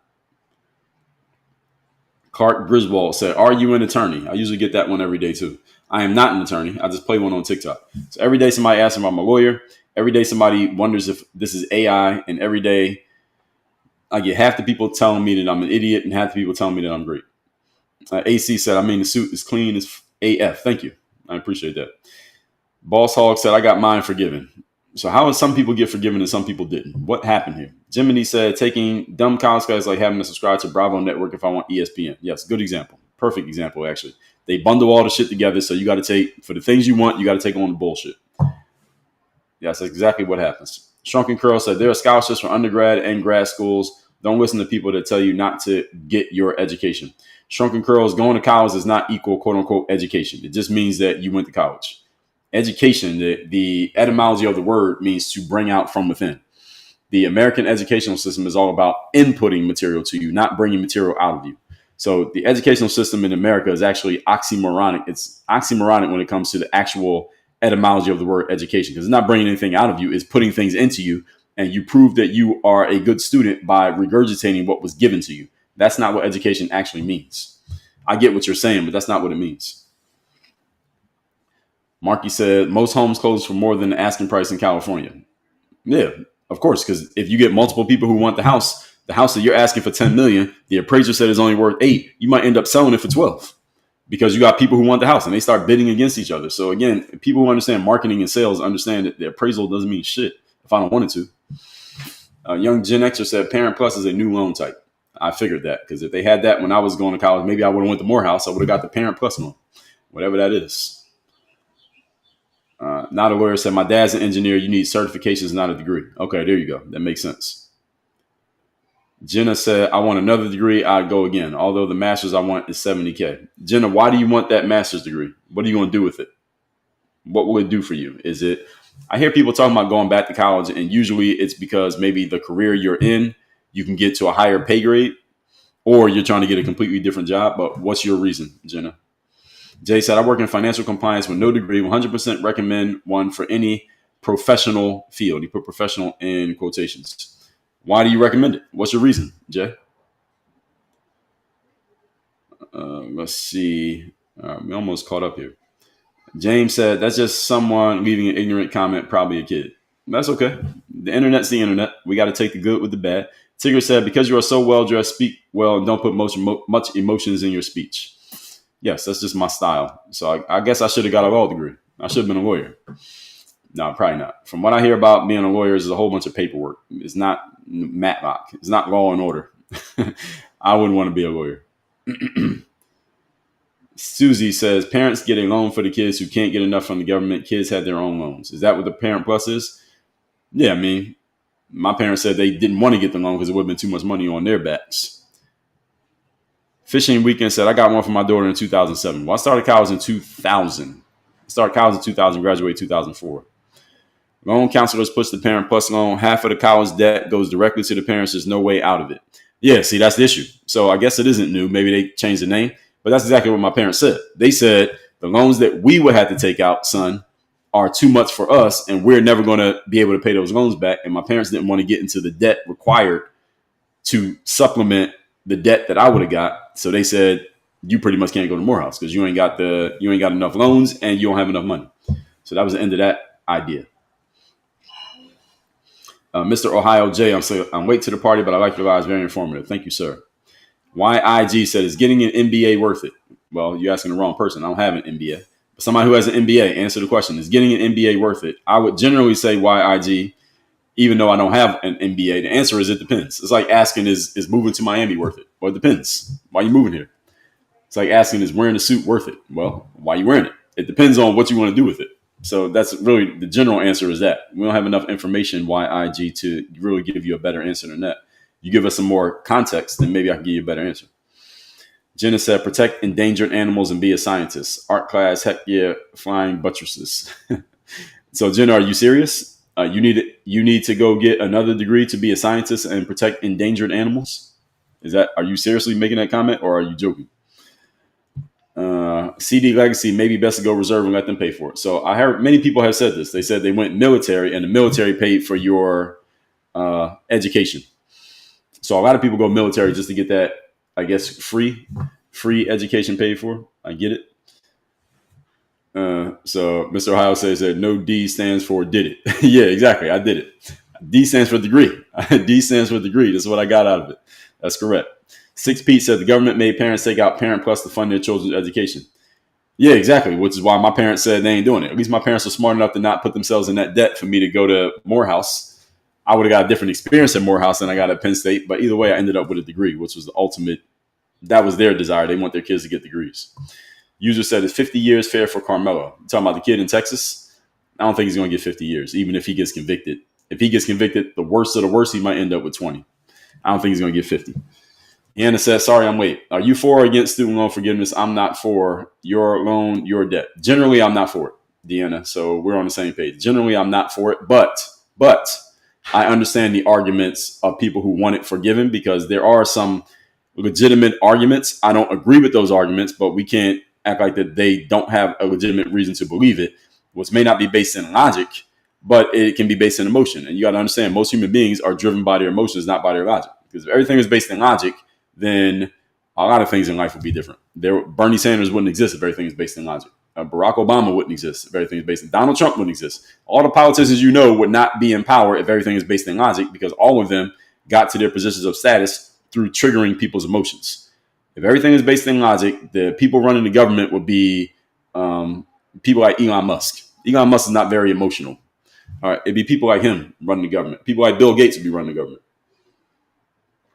Jeff Bezos, Mark Zuckerberg. Those people are very logical individuals. So you notice, think about those four guys I just said. You rarely see a bunch of emotional output from any of those guys because they're very logical people because they run these huge businesses that have created these systems. They're very logical folks. If everything was decided by logic, none of the politicians you know would be in power, and it'd be people like them running the country because they are very logical individuals, not very emotional. Not a lawyer said, damn, you've aged well. College in 2000. Well, thank you. Well, one reason, I drink a lot of water. I work out every day. I have mastered my mindset. So work out every day, master my mindset, drink a lot of water. What else? Yeah, I stay away from anything that would negatively stress my life. Positive stress I'm with. Negative stress not. And that's mostly a matter of mindset than it is a matter of what actually happens. Marva said, depends. Long-term in corporate America, MBA is worth it. So there you go. That's a good answer. Marva Lewis just gave it to you, guy who was asking. If you're going to be in corporate America long-term, an MBA is good because if you want to keep moving up, you probably at some point they're going to want to see that you got one. And I don't work in corporate America, but Marva, you can give me some insight on this. I would guess one of the reasons that they probably don't say this, but one of the reasons why you want to have an MBA if you want to move up in corporate, because in MBA, one thing that it proves is that you can work within a system, operate within a system, be in college, all the way up through a master's degree. That means you got to be pretty good at following rules and following a process. If you work in the corporate world, you are following rules and following processes. So the people who are best at following rules and processes usually get good corporate jobs and they have long corporate careers. People who don't like following rules, you're not good at following processes, you're not good at being political, you should never go into the corporate space. That's the reason why I am not corporate. I understand what works in corporate. I ain't that. That's why I don't touch corporate. I'm not built for it. I don't have the makeup for corporate.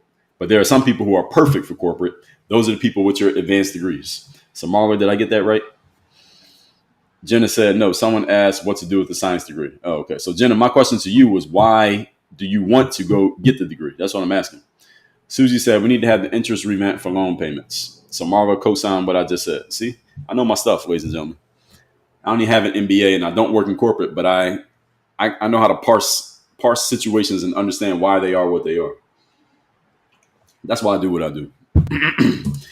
So Kelly said, logic is underrated. Yes, it is. Kelly said, define positive stress. Great question.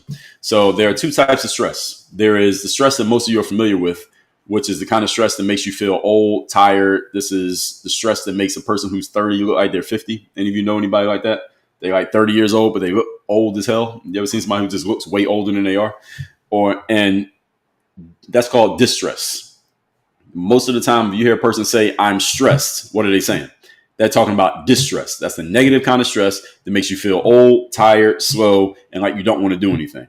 That's the negative kind of stress. This kind of stress that gives you gray hair before you're supposed to have gray hair. Then there's another type of stress. This is the positive type of stress. This is called eustress. That's a real word. It's spelled EUSTRESS, eustress. Some people call it hormetic stress. If you talk to somebody who's like a biohacker, they call it hormetic stress. It's the same thing. And eustress is the positive stress. This is the kind of stress that a situation is occurring, and instead of looking at it as a negative thing that hurts you, you look at it as a positive thing, and or you design it to challenge you because you believe it's going to make you better. That's positive stress. So, for example, any of you ever took a CrossFit class? Before you start the class, you know it's going to kick your ass, but you do it anyway. That's positive stress. That's eustress. If you do something like you try to do something that you know is going to be difficult for you, but you keep trying anyway, let's say you want to run a marathon. That's eustress. That's positive stress. And the same thing can happen to two different people. One person can say, damn, this is stressing me out. That's distress. Another person can say, I didn't want this to happen, but I'm going to figure out how to make this work in my favor. That's eustress. So distress and eustress could be the exact same circumstance. It's just a matter of how you choose to frame it and how you choose to look at it. Two people can get fired from their job. One of them is devastated and doesn't know what to do, and they stay in bed for 3 weeks. Another person is happy, like, damn, all right, now I'm free to do whatever I want to do. And they go start a business and they end up being a millionaire. So the same thing can happen to two different people based on the way you mentally frame it. It can be good for you or bad for you. Good or bad is a matter of subjectivity. Is not a objective thing. There's no such thing as a good thing or a bad thing. Those don't exist. It's everything in life is neutral. It's what we choose to do with it that makes it good or bad. That's completely in the mindset. And mindset's the foundation of what I do. So those of you who are not, again, familiar with my work outside of these kind of conversations, foundation of what I do is based in mindset. Even when I'm working with somebody on their business, the foundation of any adjustments we make is based on the way that you think. Because if you can't change your thinking, you can't change your behavior. If you don't change your behavior, you can't change your outcomes. So it's thinking, behavior, outcomes in that order. Most people do it the opposite way. They try to get the outcome, then they'll change their behavior, then they'll change their thinking. This is the reason why most people fail. They just have the equation wrong. So anyway, Stacy said, I'm trying to get out of corporate. A lot of people are trying to get out of corporate. Dash the Don said, how do you feel about tattoos in corporate? I say, don't have them. If you have tattoos that are visible, if you're dressed like this and people can still see your tattoos, you're going to have a hard time moving up in corporate, generally speaking. If I can see your tattoos when you're dressed like, I have tattoos, but you can't see them. I'm not corporate, but even if I was, you can't see mine. If I'm in a suit and tie, you can't see any of my tattoos. Now, if you got tattoos on your neck, on your face, on your hands, you're not going to go too far in corporate. I don't care what DEI policy they put in place. Stacy said 20 years is way too long in corporate. Yeah, for some. Some people want to stay there because they just want the golden parachute. Jenna said, I have 4, so I don't need another one. Just like information and social environment of like-minded people. You have 4 degrees, Jenna? That's interesting. I don't think I ever met anybody who had 4 degrees. That's crazy. Jenna said, positive stress. Yes. R. Philly said, do you think it's better to have an education and department or no college degree and lesser options? I think it's better to have an education and department. I don't quite understand your question.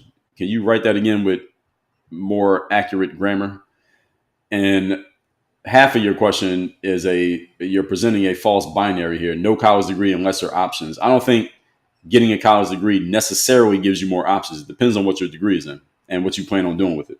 Not a lawyer said, I need to know what communication technique is when a person throws out unrelated info, distract you in a disagreement. Yeah, that's called there's a couple of them. It depends on what exactly they do, but generally it's called a logical fallacy. You just got to be able to point them out. So one of them is called the Socratic trap. That'd be like when I'm talking today, when I was talking about housing prices, like a $10 million house and somebody's missing an appraisal. If somebody was to say something like, have you ever built a house before? That's a Socratic trap. So you're asking me a question that takes me off of my topic to try to stump me and try to make me look like I don't know what I'm talking about. It's called a Socratic trap. People use that all the time. But if you get good at pointing it out when people do it, then it's harder for them to use it against you. So I'm really good at pointing out when people do that. So it's harder for people to throw those at me. So if you do live streams like I do every day, not a lawyer, you'll get really good at noticing logical fallacies because people throw them at you every day. So that's how I got good at it. These live streams have actually helped sharpen my skills. The breed of, thank you. Kelly said, thinking, behavior, outcomes. That's right. Being, doing, having is what we call it. Be, do, have, in that order. Jenna says she has 4 degrees. Wow, that's impressive. R. Philly said meant debt. So let me go back to what your question was. Do you think it's better to have education, and have the student loan debt, or no college and lesser options. Well, I think that's a false binary. Not going to college does not mean you have lesser options. It depends on what you want to do with it. Not a lawyer, you're welcome. Austin said, do you think Baltimore Orioles can turn this mess season around? I have no idea how they're doing. Let's see what their record is. Baltimore Orioles in baseball, since you're asking. And by the way, I do these live streams Monday through Friday, 8 a.m. Eastern, so we'll be back tomorrow. Baltimore Orioles in baseball right now are 11-18. So it's pretty early. Baseball season is a long slog. It's 162 games. So Austin, your team is 11-18, but looking at the standings, they're only 6.5 games back out of first place. So it's not like anybody's running away with it. The Yankees are in first place at 18-12, so they could very easily turn this around. They only played 30 games so far, so they're not even 20% into the season. So yes, they can turn the season around. At 11-18, they'll be all right. Speaking of baseball, how's the Miami Marlins doing? Because I live in Miami. I like going to their games because they got an indoor stadium. Miami's already in last place. The season just started. They're already in last place. So Miami Marlins in last place already. They're 12-17, 30 games this season. But you know what was funny? I like when the Marlins are in last place because that means the tickets are relatively cheap and I can go sit in the front row for like $20. So I might go to a Marlins game. Marlins keep losing, so I can go to a game for cheap. All right, so Austin, hopefully that helps you. P Love says, computer science master's degree good? You're asking the wrong person. It depends on what you want to do with that computer science degree. Let's ask ChatGPT. Is a computer science master's degree a good thing to get? Now, I use ChatGPT a lot, so I would guess they're probably going to say it depends. They should say it depends, but let's see.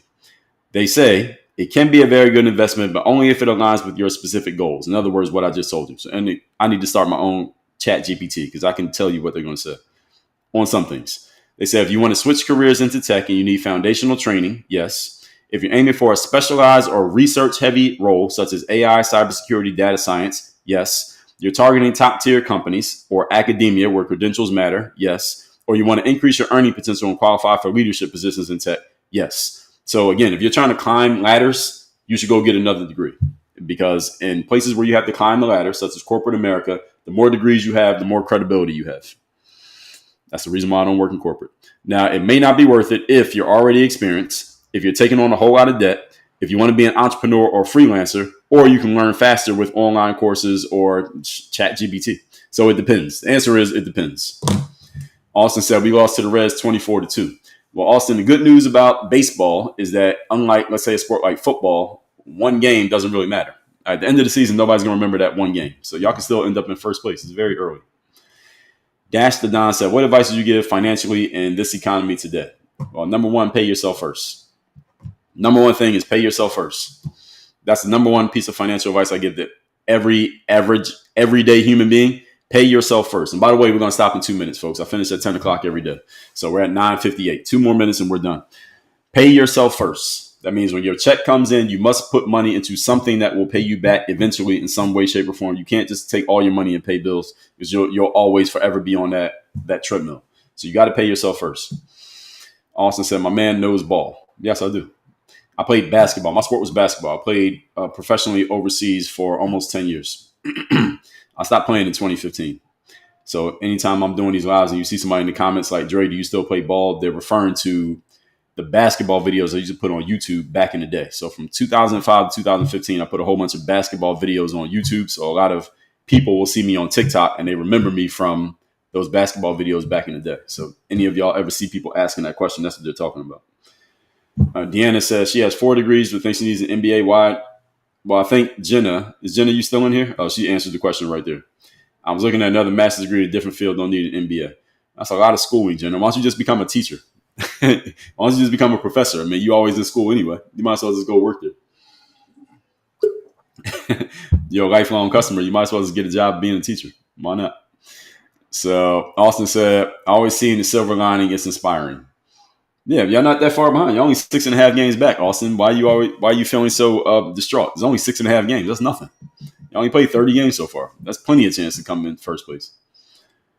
Kelly, thank you for the level up sparks. Look like a little piece of cake. I like that. Miss Chan, thanks for the follow. Jiminy said, I've heard overseas basketball can be a grind. Did you enjoy it? Absolutely. Best job you could ever have. It's much easier than what I do now. Being a professional athlete is the best job you could possibly get. So any of you ever get a chance to be a pro athlete, go do it. It's the best job you can possibly have. You get to travel around that somebody else pays for. You play a game for a living that somebody else is paying you to do. A whole bunch of people know you and look up to you because you're an athlete. and you get to pretty much follow your dreams. Most pro athletes did it because they wanted to. Most pro athletes wanted to be an athlete, so they became one. Now, a lot of people have jobs that they didn't really want to do, but they do it because they got to do something. Pro athletes usually wanted to play a sport, and they got to play it professionally. You get paid, you get to travel. A bunch of people know who you are, and a long day at work is like 4 hours. You can't ask for a better job than that. There's no job in the world better than being a pro athlete. So if you can get it, I suggest you get it. Thing is, it ends. Being a pro athlete ends. You get a short shelf life. Your career's over. You're 30. You're retired. So that's the trade-off is you probably going to do something else before your life ends. Jenna said they asked me to, maybe after I publish. You might as well. All right, everybody. Deanna said you're already at school. You might as well. Jenna, you might as well become a professor. That's my suggestion. You're already there. You're already paying them. You might as well get paid. All that said, folks, I'll do these live streams Monday through Friday, 8 a.m. Eastern. So if you like this one, come back tomorrow. If you didn't like it, come back tomorrow. If you came in late, you're not sure, you're trying to figure me out, come back tomorrow. The topic tomorrow, tentatively, the topic is we're going to talk about this deportation. We're going to talk about Tom Homan and the border czar and all these deportations. This has been another hot topic that people have been talking about that I would have talked about last week, but again, it got bumped off the docket.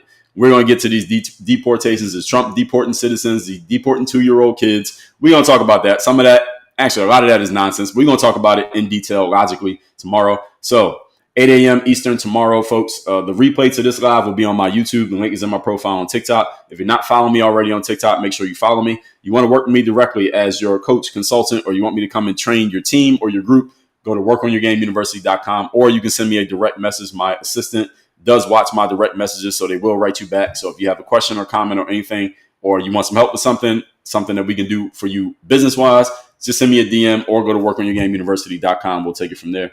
Everybody have a great Wednesday. Thank you for your time and attention and the engagement. I'll see y'all tomorrow morning. We out of here.